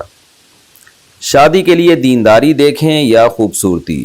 اگر لڑکی کا خاندان اچھا ہو، پیسے والے بھی ہوں، لڑکی بھی دیندار ہو، پردہ کرنے والی ہو اور حافظہ ہو، مگر خوبصورت نہ ہو، تو کیا اس سے شادی کرنی چاہیے یا نہیں؟ دیکھیں، حدیث میں آتا ہے، رسول اللہ صلی اللہ علیہ وسلم نے فرمایا، تنکح المرأۃ لاربع، کسی بھی عورت سے 4 وجوہات سے نکاح ہوتا ہے، لحسنہا ولمالہا ولنسبہا ولدینہا، او کما قال صلی اللہ علیہ وسلم، یا تو اس کی خوبصورتی دیکھی جاتی ہے، بعض دفعہ اس کی دولت دیکھی جاتی ہے، بعض دفعہ اس کا خاندان دیکھا جاتا ہے، بعض دفعہ اس کا مرتبہ دیکھا جاتا ہے کہ آفیسر گریڈ کی ہے یا کوئی اونچے گریڈ کی ہے۔ تو آپ نے فرمایا فاظفر بذات الدین، دین والی کو ترجیح دو۔ ان 4 چیزوں میں سب سے پہلے یہ دیکھو کہ دین ہے یا نہیں ہے۔ تریبت یداک، آپ نے فرمایا تمہارے ہاتھ خاک آلود ہوں، یعنی یہ جب تاکید کی جاتی ہے نا کسی بات کی تو یہ جملہ استعمال کیا جاتا ہے. تو سب سے پہلے دین کو ترجیح دی جائے گی. تو اس لیے خوبصورتی، مالداری، خاندان، ان تمام چیزوں پہ نکاح میں سب سے پہلے ترجیح دی جائے دینداری کو. ہاں پھر اگر دیندار بھی ہے، خوبصورت بھی ہے تو نور اللہ نور، دیندار بھی ہے، خاندانی بھی ہے، مالدار بھی ہے تو نور اللہ نور. تو لیکن ایک بدصورت عورت ہے دیندار ہے اور ایک خوبصورت ہے دیندار نہیں ہے تو وہ بدصورت زیادہ بہتر ہے. اب نوجوانوں میں ایک جوش ہوتا ہے، بس ان کو خوبصورت چاہیے ہوتی ہے، اس وقت دین نہیں دیکھ رہے ہوتے، اس کا پھر وہ بھگتتے ہیں بعد میں جب اولاد ہوتی ہے. کیونکہ آج کل اولادیں جو ہے نا زیادہ تر ماؤں کو فالو کرتی ہیں، تو نہ اس کے اخلاق اچھے ہیں، نہ وہ نماز کی ہے، نہ وہ پردے کی ہے. پھر آگے بچیاں پیدا ہوتی ہیں، وہ بھی لبرل بن جاتی ہیں، وہ ادھورے لباس پہن رہی ہوتی ہیں. پھر باپ پریشان ہوتا ہے میری اولاد بن کیا رہی ہے؟ تو بھائی وہی بن رہی ہے جو آپ ان کی تربیت کے لیے جو وہاں لے کر آئے ہیں، تو وہی بن رہی ہے. تو اس لیے دین پہ کمپرومائز نہیں کرنا چاہیے. ہاں یہ ایک الگ بات ہے کہ بعض دفعہ کوئی دیندار ہے لیکن اتنی زیادہ بدصورت ہے کہ اس کی طرف آپ کی طبیعت مائل ہی نہیں ہو رہی ہے، تو یہ بھی پھر بعض دفعہ گھریلو مسائل کا ذریعہ بن جاتی ہے یہ چیز. پھر مرد جو ہے ادھر ادھر توجہ جاتی ہے، بیوی کی طرف توجہ نہیں ہوتی اس کی، وہ حرام کی طرف جانے کا خطرہ ہوتا ہے، محبت نہیں کر پاتا زوجہ سے، کیونکہ یہ چیزیں تو نیچرل ہیں. تو ایسی کوئی زیادہ ہی کوئی بدصورت ہے تو بھائی پھر اس میں پھر تھوڑا انتظار کر لے. میں یہ تو نہیں کہہ رہا کہ بے دین سے شادی کر لے، بے دین سے تو کسی قیمت پہ نہ کرے، تو انتظار کر لے کہ بھائی تھوڑا سا ڈیلے کر لے نکاح کو، کہ بھائی مجھے کوئی ایسی مل جائے جو دیندار ہو اور خوبصورت نہ بھی ہو تو کم از کم قابل قبول صورت ہو. تو ایسی صورت میں اس کو مؤخر کر دیا جائے. لیکن ہر صورت میں اتنی بات ذہن میں بٹھا لیں کہ دیندار کو ترجیح دینی چاہیے، اور اس زمانے میں تو بہت ضروری ہے. کیونکہ اگر آپ نے دیندار کو ترجیح نہیں دی نا، اس میں صرف اولاد نہیں بگڑے گی. ایک بڑے مسائل آج کل یہ بھی ہو رہے ہیں کہ ذرا سا آپ کا اس سے اختلاف ہوا وہ کورٹ سے خلا لے لے گی. دیندار تو سوچے گی نا کہ بھائی شوہر طلاق دے گا تو نکاح ختم ہوگا ورنہ ختم نہیں ہوتا، لیکن بے دین تھوڑی سوچتی ہے. وہ جائے گی کورٹ سے خلا لے گی اور 18 سال تک بچوں کا خرچہ آپ سے لیتی رہے گی اور بچوں کو آپ کے خلاف دماغ بناتی رہے گی اور آپ کی ایسی کی تیسی ہو جائے گی. تو پھر جب اس کو بتایا جائے گا یہ غیر شرعی ہے اور یوں ہے فلانا ہے، وہ کہہ رہی ہے شریعت کو نہیں مانتے ہم. تو اس لیے بھائی کوشش کیا کریں دیندار سے کو ترجیح دیں. ولیمہ کی دعوت قبول کرنا کتنا ضروری ہے؟ ولیمے کی دعوت قبول کرنا سنت ہے یا واجب ہے؟ بعض احادیث کے ظاہری الفاظ سے پتہ چلتا ہے کہ ولیمہ کی دعوت قبول کرنا واجب ہے. جیسے کہ حدیث میں آتا ہے کہ آپ صلی اللہ علیہ وسلم نے فرمایا جس نے ولیمے کی دعوت کو ٹھکرایا فقد عصا ابو القاسم، اس نے ابو القاسم یعنی نبی صلی اللہ علیہ وسلم کی نافرمانی کی. اور آپ صلی اللہ علیہ وسلم نے فرمایا کہ جب تمہیں ولیمے کی طرف بلایا جائے تو اس کی دعوت قبول کیا کرو. تو ان احادیث سے بعض فقہا کا قول یہ ہے کہ یہ واجب ہے، اگر آپ قبول نہیں کرتے گناہ گار ہوں گے. لیکن جمہور کے نزدیک یہ صرف تاکید کے لیے احادیث ہیں، کیونکہ اس سے صرف تاکید پیدا کرنا مقصد ہے، یہ وجوب پر محمول نہیں ہے. تو سنت موقدہ یا شدید درجے کی تاکید والی سنت موقدہ ہی کہتے ہیں اس کو. تو اگر کوئی آپ کا ریلیٹیو ہے، کوئی آپ کا قریبی ہے، وہ آپ کو ولیمے کی دعوت پہ بلاتا ہے تو ان احادیث کے ظاہر کا تقاضا یہی ہے کہ اس کی دعوت کو قبول کر لینا چاہیے. اور ظاہر ہے اس سے یہ تو نہیں حدیث سے مراد ہے کہ ساری دنیا میں کوئی بھی آپ کو ولیمے پہ بلا لے، اس سے تو انسان سارے دن پھر ولیموں میں ہی جاتا رہے گا. تو کوئی بھی جب قریبی رشتہ دار ہو ولیمے پہ بلائے تو احادیث کے ظاہر سے بہرحال اس کی تاکید پتہ چلتی ہے کہ جانا چاہیے. اور ان احادیث کا مقصد ہے نکاح کو اپریشیٹ کرنا، کیونکہ ہمارے ہاں شادی جب کوئی شخص کرتا ہے تو تانے زیادہ ملتے ہیں آج کل، اور اس کو اپریشیٹ کرنے والے لوگ بہت کم ہوتے ہیں. تو اسلام میں چونکہ نکاح کی بہت زیادہ فضیلت ہے، تو اس لیے نبی صلی اللہ علیہ وسلم نے اس دعوت کو قبول کرنے کا حکم دیا کہ دولہا کو اپریشیٹ کرو کہ تم نے ایسا خاندانی کام کیا ہے کہ اب تم دعوت کرو گے تو ہم ضرور آئیں گے. اور جیسے پہلی شادی پہ ولیمہ ہے، دوسری پہ بھی اسی طرح ولیمہ ہے، تیسری پہ بھی اسی طرح ولیمہ ہے، چوتھی پہ بھی ولیمہ ہے. اور چاروں دعوتوں کا یہی حکم ہے کہ اس کی دعوت کو قبول کرنا چاہیے. اور اس سے یہ بھی پتہ چلا کہ دوسری شادی کو بھی شریعت کہتی ہے کہ دولہا نے اگر کی ہے تو ولیمے کی دعوت قبول کر کے اس شادی کو اپریشیٹ کرو، اس کی حوصلہ افزائی کرو، اس کو ملامت نہ کرو کہ ہم تو نہیں آئیں گے، تو نے کام ہی الٹا کیا ہے. تیسری شادی کر رہا ہے تو بھی اس کی دعوت میں جاؤ، دعوت میں جا کے اس کی حوصلہ افزائی کرو، ماشاءاللہ جی میں اسی وجہ سے آیا ہوں کہ مجھے اچھا لگا کہ آپ نے تیسری کر لی ہے. چوتھی پہ بھی حدیث میں حکم ہے ولیمے کا، کیونکہ مطلق حکم ہے نا. تو ہمارے یہاں کیا ہوتا ہے کہ دوسری کر رہا ہے، تیسری کر رہا ہے، تو تیرا اس کے علاوہ کوئی کام ہی نہیں ہے، تو اور کچھ نہیں کر سکتا. تو لوگ بجائے اس کی دعوت قبول کر کے اس کو اپریشیٹ کرنے کے، پکڑے جانے کے خوف سے خود بھی نہیں جا رہے ہوتے. تو اس لیے یہ حدیثوں میں جو ولیمے کی دعوت قبول کرنے کی تاکید ہے نا، اصل میں یہ نکاح کو معاشرے میں فروغ دینے کی اہمیت بتانا مقصد ہے، تاکہ لوگ نکاح کو اچھا کام سمجھیں، برا کام نہ سمجھیں. کمیشن کے کام میں صرف نفع ہوتا ہے، نقصان نہیں، تو کیا یہ کام کر سکتے ہیں؟ جس کام میں صرف نفع ہی نفع ہو، نقصان نہ ہو، جیسے کمیشن کا کام کرنا، تو کیا یہ شریعت کے لحاظ سے صحیح ہوگا یا نہیں؟ ابو ذر انڈیا سے. لوگوں کے دماغ میں ایک بات بیٹھ گئی ہے کہ جس کام میں نقصان کا خطرہ نہ ہو وہ جائز نہیں ہے. یہ اصول غلط ہے. یہ جو ہے نا شرکت اور مزاربت میں ہے کہ اگر کوئی دو بندے پیسے ملا کے کاروبار کرتے ہیں تو پھر اس میں یہ ہے کہ دونوں رسک لیں گے، نقصان کا خطرہ دونوں لیں گے. یا مزاربت میں ایک آدمی کا پیسہ ہے، دوسرے کی محنت ہے، تو جس کا پیسہ ہے، انویسٹر ہے، وہ رسک بھی لے گا، نقصان اٹھائے گا، تو پھر وہ جائز ہے. باقی ہر کام میں ایسا نہیں ہے. آپ نے رینٹ پہ کسی کو کوئی چیز دے دی تو اس میں تو نقصان ہی نہیں، وہ تو ہر مہینے رینٹ دے گا آپ کو. تو یہاں بھی ایسا ہی ہے کہ اگر کمیشن پہ آپ کوئی کام کر رہے ہیں تو کمیشن تو ملے گا آپ کو. آپ نے کسی کی کوئی چیز بیچنی ہے اور اس نے کہا جب بیچو گے تو اتنے پیسے میں تمہیں دوں گا، تو وہ تو آپ کے حق ہے، وہ تو آپ کو ملے گا، اس میں نقصان کا خطرہ نہیں. تو اس لیے یہ کام جائز ہے. کیا امام ابو حنیفہ تک رفع الیدین کی حدیث نہیں پہنچی تھی؟ ایک اہل حدیث لڑکے نے مجھے کہا کہ امام ابو حنیفہ رحمہ اللہ تعالی تک رفع الیدین کی حدیث نہیں پہنچی تھی، اس لیے انہوں نے رفع الیدین نہیں کیا. کیا یہ بات صحیح ہے؟ صہیب صاحب کشمیر سے. بالکل غلط ہے. رفع الیدین کی احادیث اتنی مشہور تھیں، عبداللہ بن عمر رضی اللہ تعالیٰ عنہ والی جو رفع الیدین کی مشہور حدیث ہے، اس پہ تو امام ابو حنیفہ کا امام اوزاعی سے ایک بحث مباحثہ بھی منقول ہے. تو بعض لوگوں نے کہا کہ وہ جو امام ابو حنیفہ کا واقعہ ہے اس کی سند نہیں ہے، جس میں آتا ہے کہ امام ابو حنیفہ نے امام اوزاعی سے رفع الیدین کی بحث کی اور امام اوزاعی نے عبداللہ بن عمر کی حدیث پیش کی.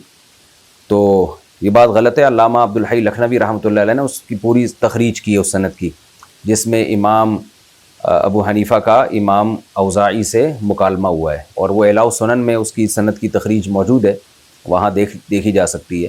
ابھی تو میرا بتانے کا مقصد یہ ہے کہ اس میں تو بحث میں امام حنیفہ کے سامنے وہ حدیث پیش کی گئی، تو ایسا نہیں ہے کہ امام حنیفہ تک رفع الیدین کی حدیث نہیں پہنچی تھی. اور بعض دفعہ اگر ایسا ہوا بھی ہوتا نا کہ بالفرض حدیث نہ پہنچی ہوتی تو صاحبین پھر اس مسئلے سے رجوع کر لیتے تھے.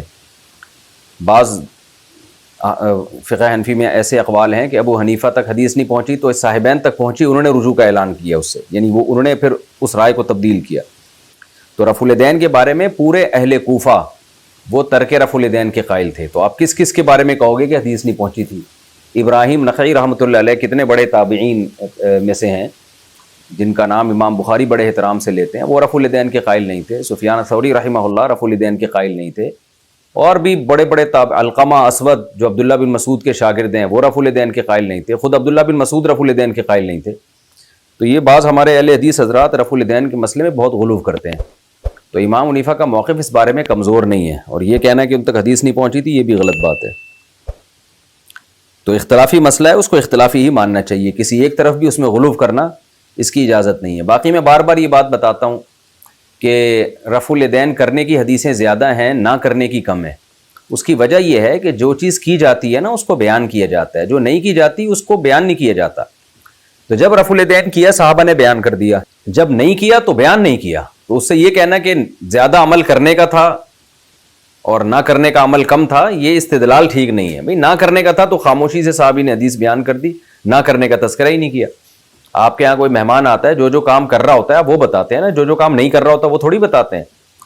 تو یہ اہل مدینہ کے عمل سے اور اہل کوفہ کے عمل، یہ دو وہ جگہ ہیں جنہوں نے، اہل مدینہ نے تو نبی صلی اللہ علیہ وسلم کی آخری نماز دیکھی ہے، اور اہل کوفہ وہ جگہ تھی جہاں عبداللہ بن مسعود اور سیدنا علی رضی اللہ تعالیٰ عنہ کے شاگردوں کا مسکن تھا.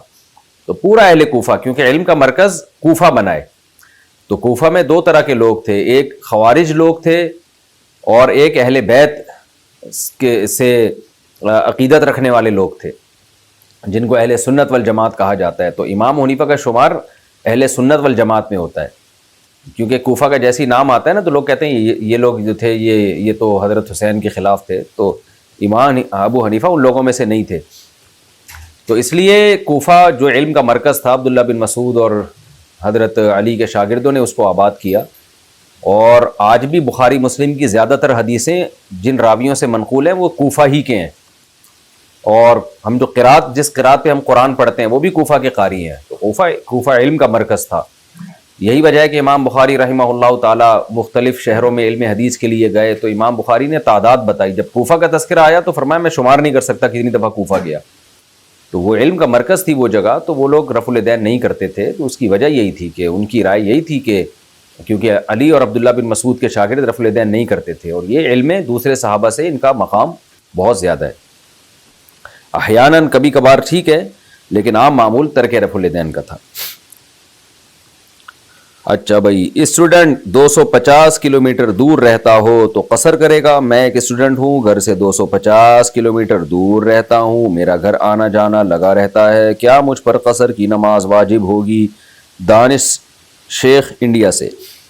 جی ہاں، آپ کے جہاں آپ رہتے ہیں، یعنی پڑھنے کے لیے جہاں آپ نے رہائش اختیار کی ہوئی ہے، تو وہ گھر سے چونکہ 250 کلومیٹر دور ہے، تو وہ تو 77.8 یا تقریباً 78 کلومیٹر دور ہو تو اس سے بھی سفر کی نماز لازم ہو جاتی ہے۔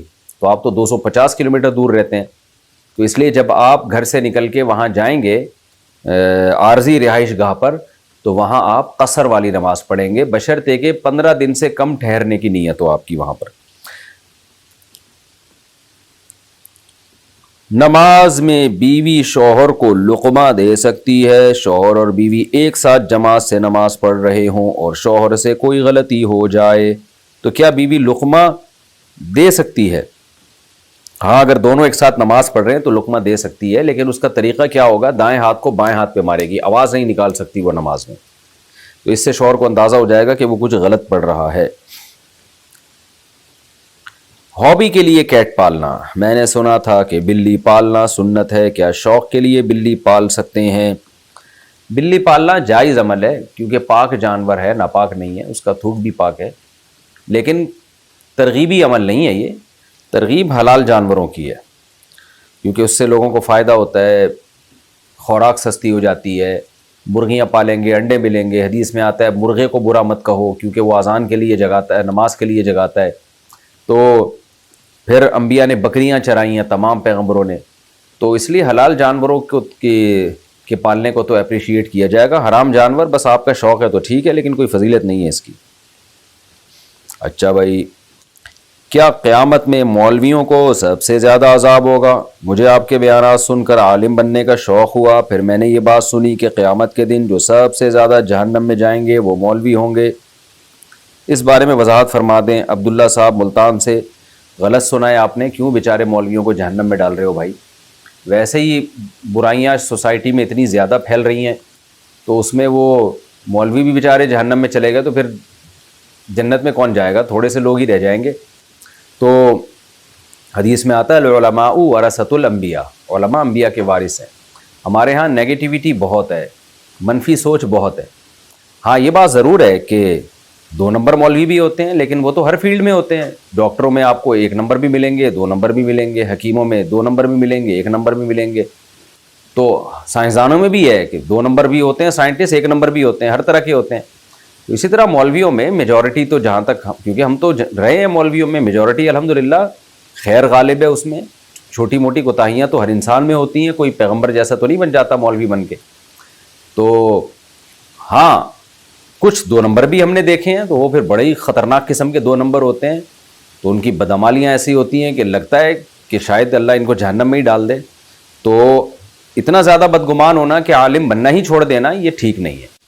اللہ کی رحمت سے پوری امید ہے انشاءاللہ اس دور میں جو دین کا علم حاصل کرے گا، اور آپ 1 نمبر بنے نا، آپ 2 نمبر مولوی کیوں بن رہے ہیں؟ آپ 1 نمبر بنے تو انشاءاللہ آپ جہنم میں نہیں جائیں گے، انشاءاللہ آپ جنت میں جائیں گے، بلکہ علماء کو تو زیادہ اونچے درجے کی جنت ملے گی۔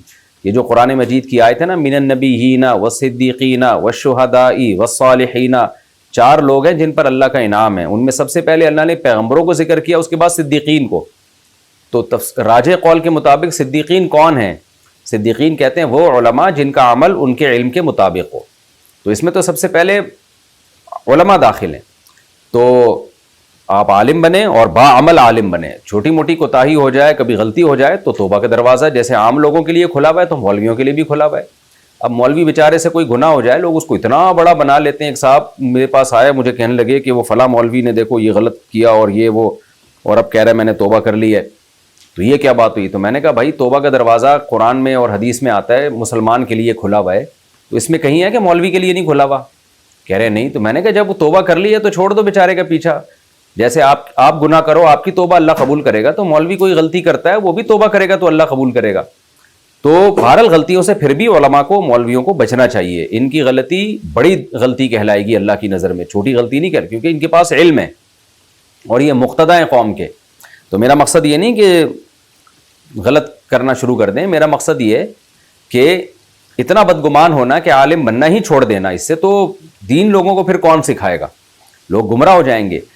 نبی صلی اللہ علیہ وسلم کی صحیح حدیث ہے, آپ صلی اللہ علیہ وسلم نے فرمایا ان اللہ لم يقبض العلم انتزاعا من صدور العلماء ولكن يقبض العلماء فاذا لم يبق عالم اتخذ الناس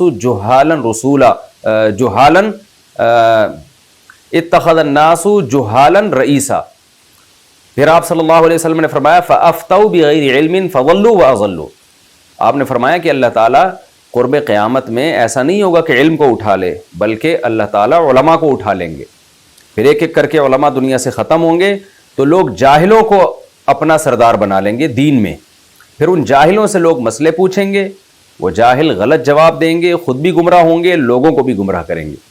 تو اس لیے اس زمانے میں تو عالم بننے کی ضرورت اور بھی زیادہ ہے, کیونکہ جہالت پھیل رہی ہے. علماء کی جگہ نام نہاد اسکالرز نے لے لی ہے, اور وہ کوئی نیا فتویٰ کل وہاں سے کچھ اور پھینک رہا ہے, وہ وہاں سے کوئی قرآن و سنت کے نام پہ لوگوں کے سامنے جھوٹ بول رہا ہے, کوئی وہاں سے کھڑا ہو کر کچھ لوگوں کو الو بنا رہا ہے.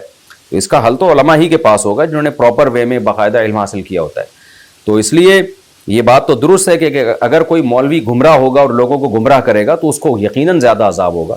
لیکن آپ عالم بنیں, آپ احتیاط کریں, آپ نہ گمراہ ہوں نہ لوگوں کو گمراہ کریں, تو انشاءاللہ آپ دوسروں سے بھی اونچی جنت میں اللہ آپ کو لے کے جائے گا. کیا پان کھانا پسندیدہ عمل ہے؟ علماء پان کیوں کھاتے ہیں؟ بعض علماء پان کھانے کی ترغیب دیتے ہیں اور بعض بڑے علماء جیسے شیخ الاسلام حضرت مفتی محمد تقی عثمانی صاحب بھی پان کھاتے ہیں. تو کیا ہمیں پان کھانا چاہیے, اور کیا پان کھانا سنت ہے؟ کامران شیخ انڈیا سے. نہیں بھائی, پان کھانا کہاں سے سنت ہو گیا؟ تمباکو صحت کے لیے نقصان دہ چیز ہے, کتھا چونا یہ نقصان دہ چیز ہے, بعض دفعہ گلے کا کینسر ہو جاتا ہے. باقی بعض بڑے علماء پان کھاتے ہیں تو وہ کھاتے ہیں, ترغیب نہیں دیتے, بلکہ وہ کوشش بھی کرتے ہیں چھوڑنے کی.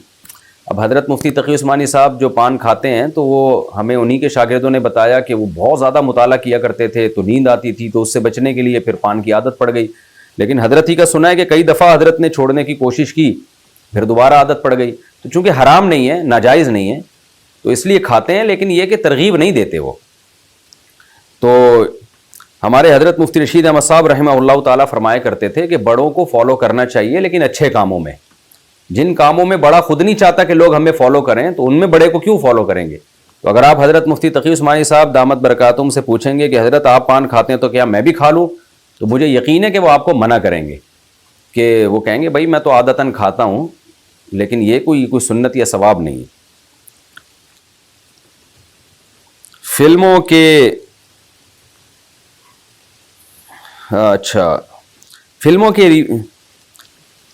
ریویوز دے کے کمائی کا حکم. میں یوٹیوب پر فلموں کے ریویوز دیتا ہوں جس سے وہ فلمیں پروموٹ ہوتی ہیں, کیا شریعت کے اعتبار سے یہ جائز ہوگا یا نہیں؟ وجاہت صاحب سندھ سے. کہاں سے جائز ہو گیا وجاہت صاحب؟ فلمیں بھی اگر پروموٹ کرنا جائز عمل ہے تو پھر ناجائز کیا ہے؟ بالکل جائز نہیں ہے, اس سے اجتناب کریں. وعد کے تلفظ میں پاکستان اور دوسرے ملکوں میں اختلاف. یہاں ہم نماز پڑھتے ہیں تو اکثر مسجدوں میں امام وَلَضَّالِّينَ کو دال کی آواز کے ساتھ پڑھتے ہیں, جبکہ ہم پاکستان میں ایسا نہیں پڑھتے. کس طرح سے پڑھنا ثابت ہے؟ عبد الرحمن صاحب یو کے سے. جو بالکل دال پڑھتے ہیں نا وَلَضَّالِّينَ, یہ تو بالکل غلط ہے. حضرت مفتی رشید احمد صاحب رحمہ اللہ تعالیٰ نے اصل الفتاوی بھی اس پر پورا رسالہ لکھا, اور بڑا مدلل رسالہ ہے. بڑے بڑے قاریوں سے میں نے اس کے بارے میں پوچھا, انہوں نے کہا بہت, کیونکہ قاری ہی اس فیلڈ کے ماہر ہوتے ہیں نا. تو واد جو ہے نا, واد یہ ضا کے مشابہ ہے، طا کے بعد جو ضا آتا ہے. تو ایسا بھی نہیں ہے کہ ذال کی طرح پڑھیں ولضالین یا ولضالین، ایسا بھی نہیں ہے، اور ایسا بھی نہیں ہے کہ ولضالین پڑھیں. تو یہ جو زبان ہے اس کا یہ والا کنارہ دانتوں کے اوپر داڑھ کے ساتھ ٹچ ہوتا ہے، اور جیسے وا ہے نا، وا اس طرح کی آواز آتی ہے ضاد، تو دال نہ پڑھا جائے، اس کو نہ وا پڑھا جائے. یہ تو مسئلے کی بات تھی، لیکن اس پہ پھڈا نہ کریں اللہ کا واسطہ. اب امام اگر ضالین پڑھ رہا ہے تو محبت سے امام کو سمجھا دیں، دلیل دینی ہو تو ایس الفتاویٰ کا حوالہ دے دیں، بہت بہترین رسالہ حضرت نے اس پہ مدلل لکھا ہے. مان جائے ٹھیک ہے، نہیں مانے تو اپنے حال پہ چھوڑ دیں. اس میں میرا خیال ہے دونوں طرف غلو ہوتا ہے. بعض لوگ بالکل ضالین پڑھتے ہیں اور بعض بالکل ضالین پڑھتے ہیں، ضالین. تو یہ بھی غلط ہے ضالین پڑھنا، کسی اچھے قاری سے مشق کر لینی چاہیے اس کی. رکوع سے پہلے کانوں تک ہاتھ اٹھانا. یہاں بعض لوگ رکوع سے پہلے ہاتھ کانوں تک اٹھا کر رکوع میں جاتے ہیں، کیا یہ کہیں سے ثابت ہے یا نہیں؟ عبد الرحمن صاحب UK سے. اختلافی مسئلہ ہے رفع الیدین کا. حدیث میں ہے کہ نبی صلی اللہ علیہ وسلم رکوع میں جاتے ہوئے آپ نے کانوں تک ہاتھ اٹھایا، رکوع سے اٹھتے ہوئے بھی اٹھایا، لیکن صحیح حدیث میں یہ بھی ہے کہ دو سردوں کے درمیان بھی اٹھایا. امام ابو حنیفہ کی رائے یہ ہے کہ یہ جو رکوع میں جاتے ہوئے یا رکوع سے اٹھتے ہوئے نبی نے کانوں سے ہاتھ اٹھایا، یہ پہلا عمل تھا، آخر وقت میں آپ نے اس کو ترک کر دیا تھا، کیونکہ دو سردوں کے درمیان بھی نبی صلی اللہ علیہ وسلم سے سنن نسائی کی صحیح حدیث میں رفع الیدین ثابت ہے. اور ترک کی دلیل کیا ہے؟ عبداللہ بن مسعود رضی اللہ تعالیٰ عنہ کی حدیث ہے، جس میں ترمذی میں ہے اور صحیح حدیث ہے. اس کو ہمارے بعض غیر مقلد اہل حدیث حضرات بلا وجہ ہٹ دھرمی اور ضد میں اس کو ضعیف قرار دینے کی کوشش کرتے ہیں، اور عبداللہ بن مبارک کی طرف منسوب کرتے ہیں کہ انہوں نے اس حدیث کو ضعیف کہا ہے. حالانکہ امام ترمذی کی طرف منسوب کرتے ہیں، تو حالانکہ امام ترمذی نے عبداللہ بن مبارک کے حوالے سے جو قول نقل کیا نا ضعیف ہے، تو اس حدیث کو نہیں کہا. وہ عبداللہ بن مسعود کے جو اپنا قول ہے جس میں وہ نبی کی طرف منسوب کر کے کہتے ہیں نبی ایسے نماز پڑھتے تھے، اس کو ضعیف کہا ہے. باقی عبداللہ بن مسعود کی جو دوسری حدیث ہے جس میں آتا ہے کہ میں تمہیں ایسے نماز پڑھ کے بتاؤں جیسے نبی پڑھتے تھے، تو اس میں عبداللہ بن مسعود نے رفع الیدین نہیں کیا، وہ حدیث ضعیف نہیں ہے. تو ہمارے اہل حدیث حضرات کو خلط ہو جاتا ہے، وہ وہاں کا قول اٹھا کے وہاں ڈال دیتے ہیں. تو باقی بڑے بڑے محدثین نے اس حدیث کو صحیح قرار دیا ہے، اور عبداللہ بن مسعود کے سارے شاگرد اسی طرح ترک رفع الیدین کے ساتھ ہی نماز پڑھتے تھے. تو یہ قرائن ہے، اس طور پر واضح قرینہ ہے کہ نبی صلی اللہ علیہ وسلم نے جیسے دو سردوں کے درمیان رفع الیدین کیا پھر ترک کیا، تو بعد والا بھی. اور بخاری میں اس طرح کی حدیثیں بھی ہیں جس میں رکوع میں جانے کا تذکرہ تو ہے، رکوع سے اٹھنے کا نہیں ہے. تو ایک ہی رفع الیدین کے بارے میں نبی کا ایک ہی عمل نہیں رہا ہے، تو اس میں تبدیلی ہوئی ہے. تو اب وہ تبدیلی یا تو قلت سے کثرت کی طرف ہوئی ہے، پہلے کم تھا پھر زیادہ ہوا ہے، اس کا کوئی بھی قائل نہیں ہے. تو یہ بات پھر متعین ہو جاتی ہے کہ پہلے زیادہ تھا پھر آہستہ آہستہ کم ہوا اور صرف تکبیر تحریمہ میں رہ گیا.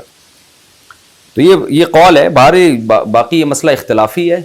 تو میرا مقصد یہ ہے کہ کسی ایک طرف بھی اس مسئلے میں شدت جائز نہیں ہے. اہل حدیث حضرات اس مسئلے میں بہت زیادہ شدت کرتے ہیں، تو اس میں اہل حدیث حضرات بہت غلو کرتے ہیں رفع الیدین کے مسئلے میں. اس بارے میں احناف کے دلائل کمزور نہیں ہیں. آدھی سے زیادہ امت ترک رفع الیدین کی قائل رہی ہے. اور امام ترمذی نے جہاں رفع الیدین کا مسئلہ ذکر کیا نا، تو اس میں امام ترمذی نے بتایا کہ وہ بھی یقول بعض اہل العلم من اصحاب النبی، کہ یہی بات صحابہ کا قول ہے. لیکن جب رفع الیدین نہ کرنے کا ذکر کیا ہے تو فرمایا وہ بھی یقول غیر واحد من اہل العلم من اصحاب النبی صلی اللہ علیہ وسلم، بہت سارے اصحاب نبی کا، اہل علم میں سے اصحاب نبی کا قول ہے. اچھا بھائی، سر پر بال نہ ہوں تو امیر ہوگا، ایسی چیزیں ماننا کیسا ہے؟ آج کل لوگ یہ چیز مانتے ہیں کہ جس کے سر پہ بال نہیں ہوتے اس کے پاس زیادہ پیسہ آئے گا، وہ زیادہ امیر بنے گا، یا جس کے پیر کے انگوٹھے کے ساتھ والی انگلی لمبی ہوتی ہے وہ نیک انسان ہوگا، یا جس کے سینے پر بال ہوں وہ زیادہ محبت کرنے والا ہوگا. اس طرح کی چیزوں کو ماننا کیسا ہے؟ کیا یہ شرک کے زمرے میں آئے گا؟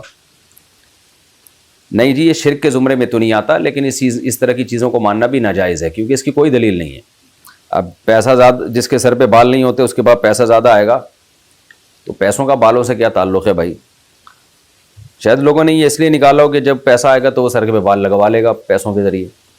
تو خیر اس کوئی حقیقت نہیں ہے سینے پہ بال ہونے سے بندہ محبت والا ہوتا ہے، یا انگلیاں لمبی ہونے سے کوئی نیک ہوتا ہے. یہ سب فضول باتیں ہیں. ایسی چیزوں پہ یقین کرنا یا غالب گمان کرنا بھی حرام اور ناجائز ہے، گناہ ملتا ہے انسان کو. قرآن مجید کی خرید و فروخت کرنا کیسا ہے؟ کیا قرآن مجید کو پرنٹ کر کے بیچا جا سکتا ہے؟ قرآن مجید کی خرید و فروخت کا کیا حکم ہے؟ محمد فیض لکھنؤ سے۔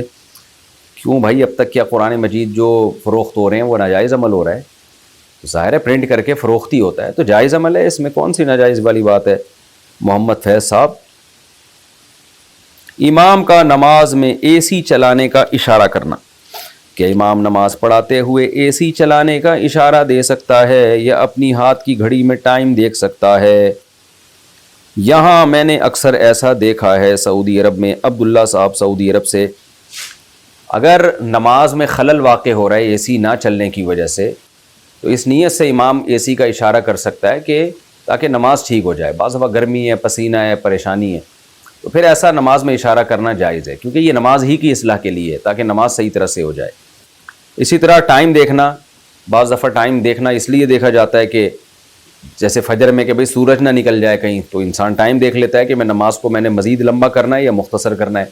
یا آپ سنتیں پڑھ رہے ہیں، اب فرض نماز کا ٹائم ہونے والا ہے تو آپ گھڑی دیکھ سکتے ہیں کہ بھئی میں کتنی لمبی پڑھوں سنتیں، ایسا نہ ہو میری سنتوں۔ ماں باپ کا دھیان آج کل صرف بچیوں کی پڑھائی پر ہوتا ہے، ان کو اس بات کی پرواہ نہیں ہوتی کہ وہ جوان ہو چکی ہے، شادی کی ضرورت محسوس کرتی ہے، اور اس بات کا علم بھی ہوتا ہے کہ اس بچی کے تعلقات خراب ہو چکے ہیں، پھر بھی نظر انداز کر کے سارا زور پڑھائی پہ لگاتے ہیں۔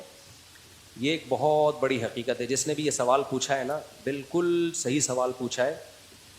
ایک ہمارے سوسائٹی کا ایک المیہ پتہ ہے کہ باپ کو ہمیشہ فکر ہوتی ہے بچی کی شادی کی، کیونکہ اللہ نے نیچرل گارڈین کس کو بنایا ہے؟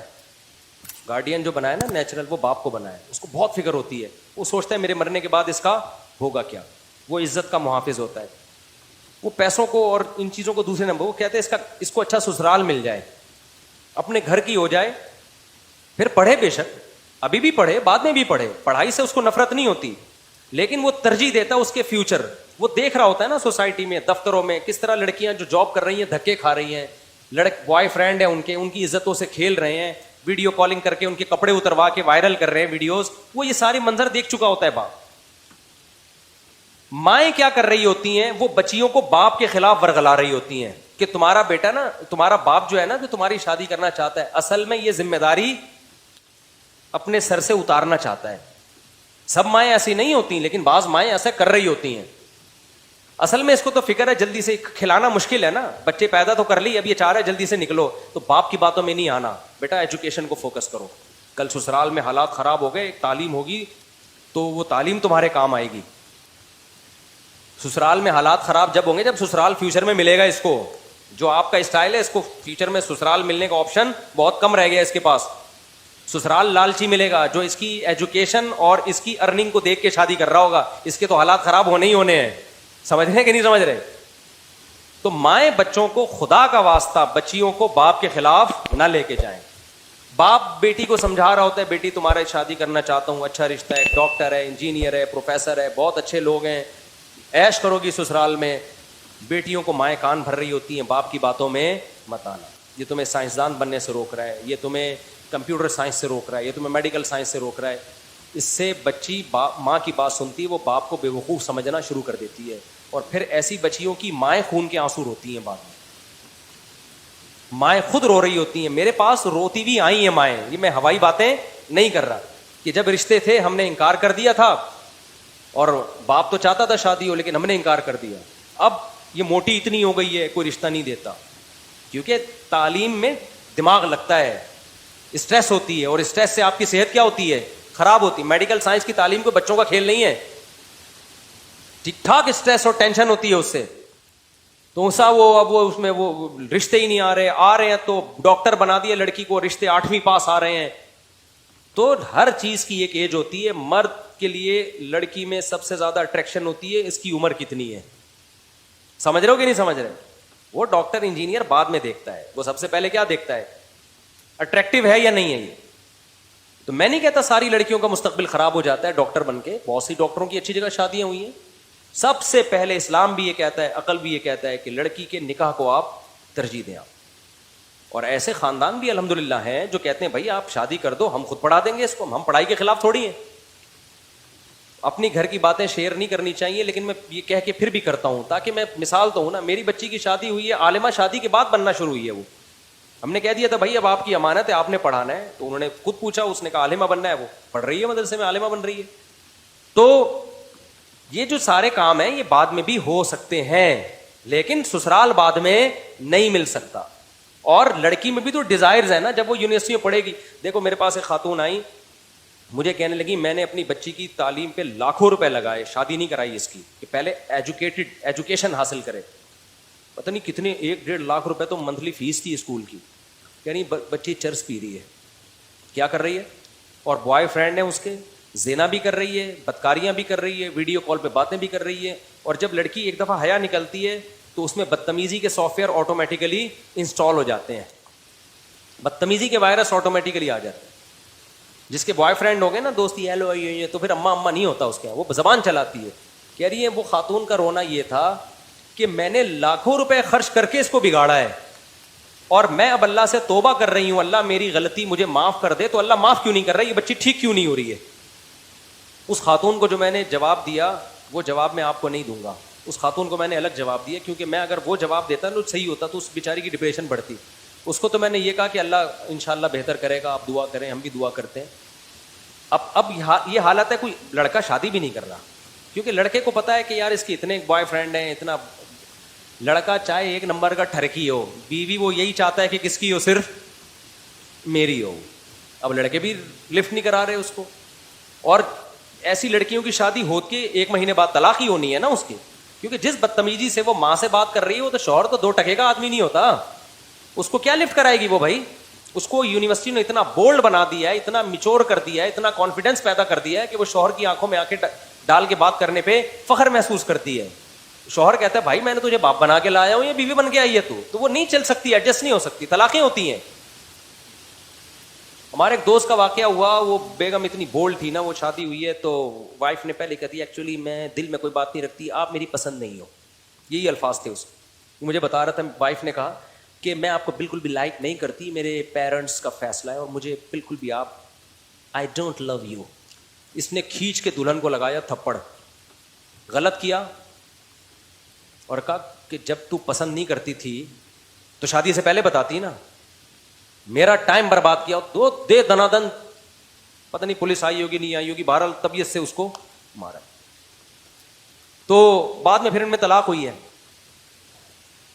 تو بہت زیادہ جو بولڈ بنا رہے ہیں نا, کانفیڈینس پیدا کر رہے ہیں بچیوں کے اندر, جو جیسا ہے, جس کو اللہ نے جس کام کے لیے پیدا کیا ہے نا, اس کو اسی کام کا, عورت گھر بسانے کے لیے میرے بھائی, اس کی نیچر بھی اسی خوش ہے اس میں, وہ اچھی لائف گزارے گی.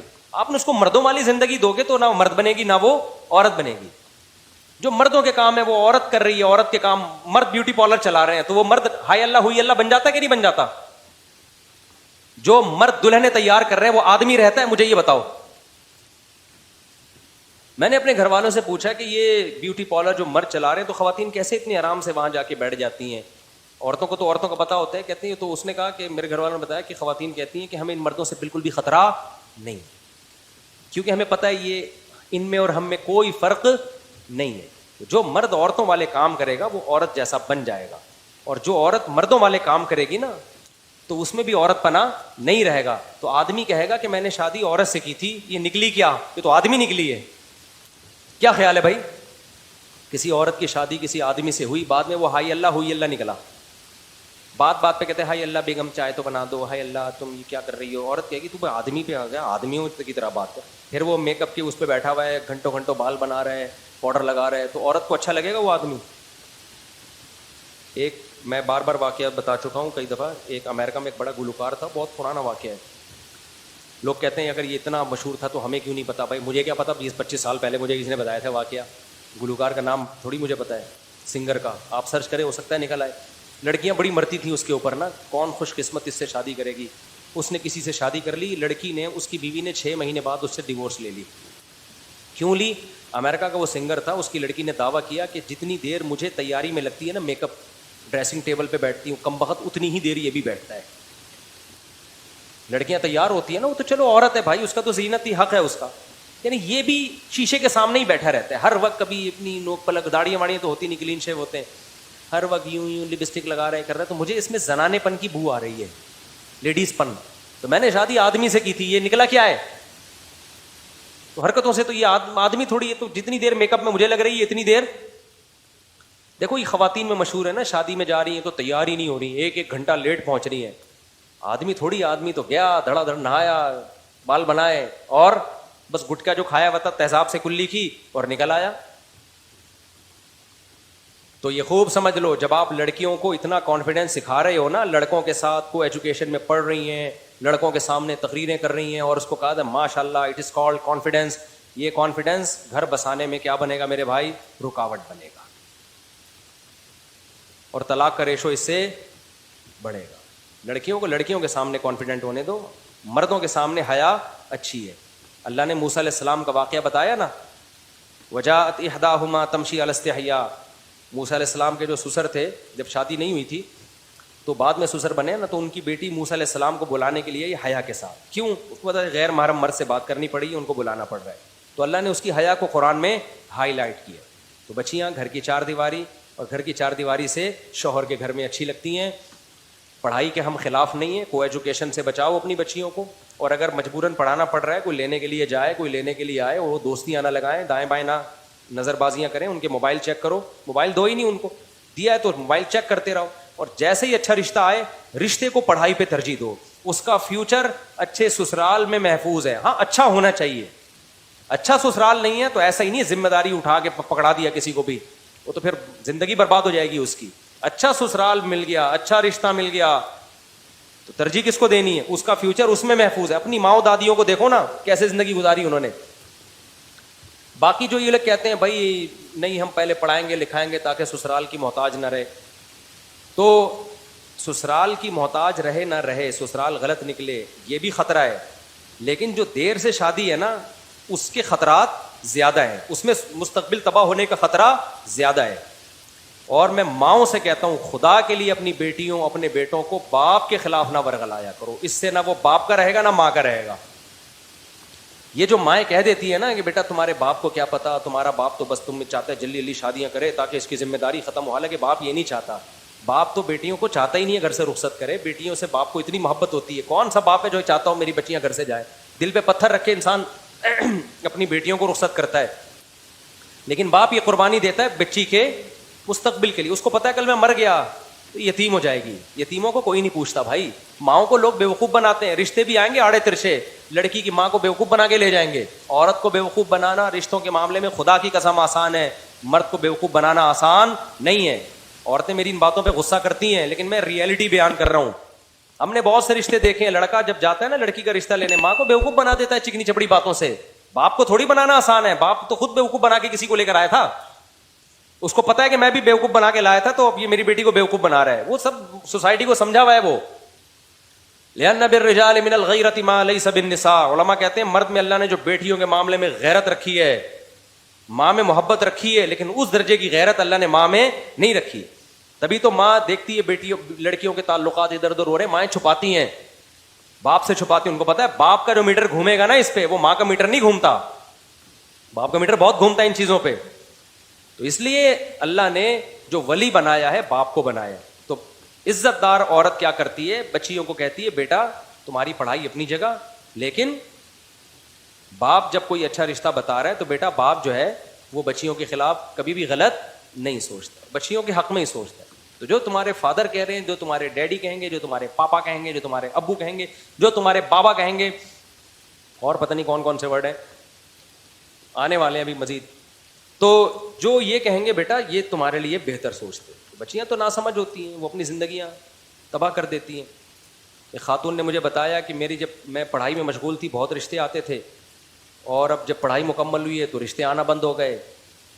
اب وہ بیچاری اس کے لیے بھی ایگری, کوئی دوسری شادی کر لے, کوئی تیسری شادی کر لے, اتنی پریشان تھی. کہہ رہی مجھے رشتے کیوں نہیں آتے. تو میں نے کہا دیکھیں آپ نے ایک فطرت سے لڑائی کی ہے, فطرت سے جنگ لڑی ہے, کیونکہ ایج زیادہ ہو گئی, اٹریکشن ختم ہو گئی نا, اب رشتے ہی نہیں آ رہے. کم عمری میں شادی ہو نا, اگر طلاق ہو بھی جائے دوبارہ شادی کا آپشن ہوتا ہے, آپ کے پاس ٹائم بہت ہوتا ہے کہ پچھلی دفعہ میں یہ غلطی ہوئی تھی, اب ہم نے یہ غلطی نہیں کرنی. بڑی عمر میں طلاق ہو گئی تو وہ تو ایک طلاق کا دھبا بھی لگ گیا اور ایج بھی زیادہ ہے. سمجھتے ہو کہ نہیں سمجھتے ہو؟ تو یہ سارے اٹھا کر پھینک دو باہر گلی میں, نئی تہذیب کے انڈے ہیں گندے. وہ جو اس خاتون کو میں نے مشورہ دیا نا خاتون کو میں نے مشورہ دیا کہ آپ نے بچی کو اسکول میں پڑھایا, بگڑ گئی, اب آپ کہہ رہی ہیں میں توبہ کر رہی ہوں, تو سیدھی کیوں نہیں ہو رہی ہے؟ اس کا اصل جواب یہ ہے کہ آپ اللہ کے حکم کو توڑتے ہو, اس کی تلافی ہو سکتی ہے توبہ کے ذریعے.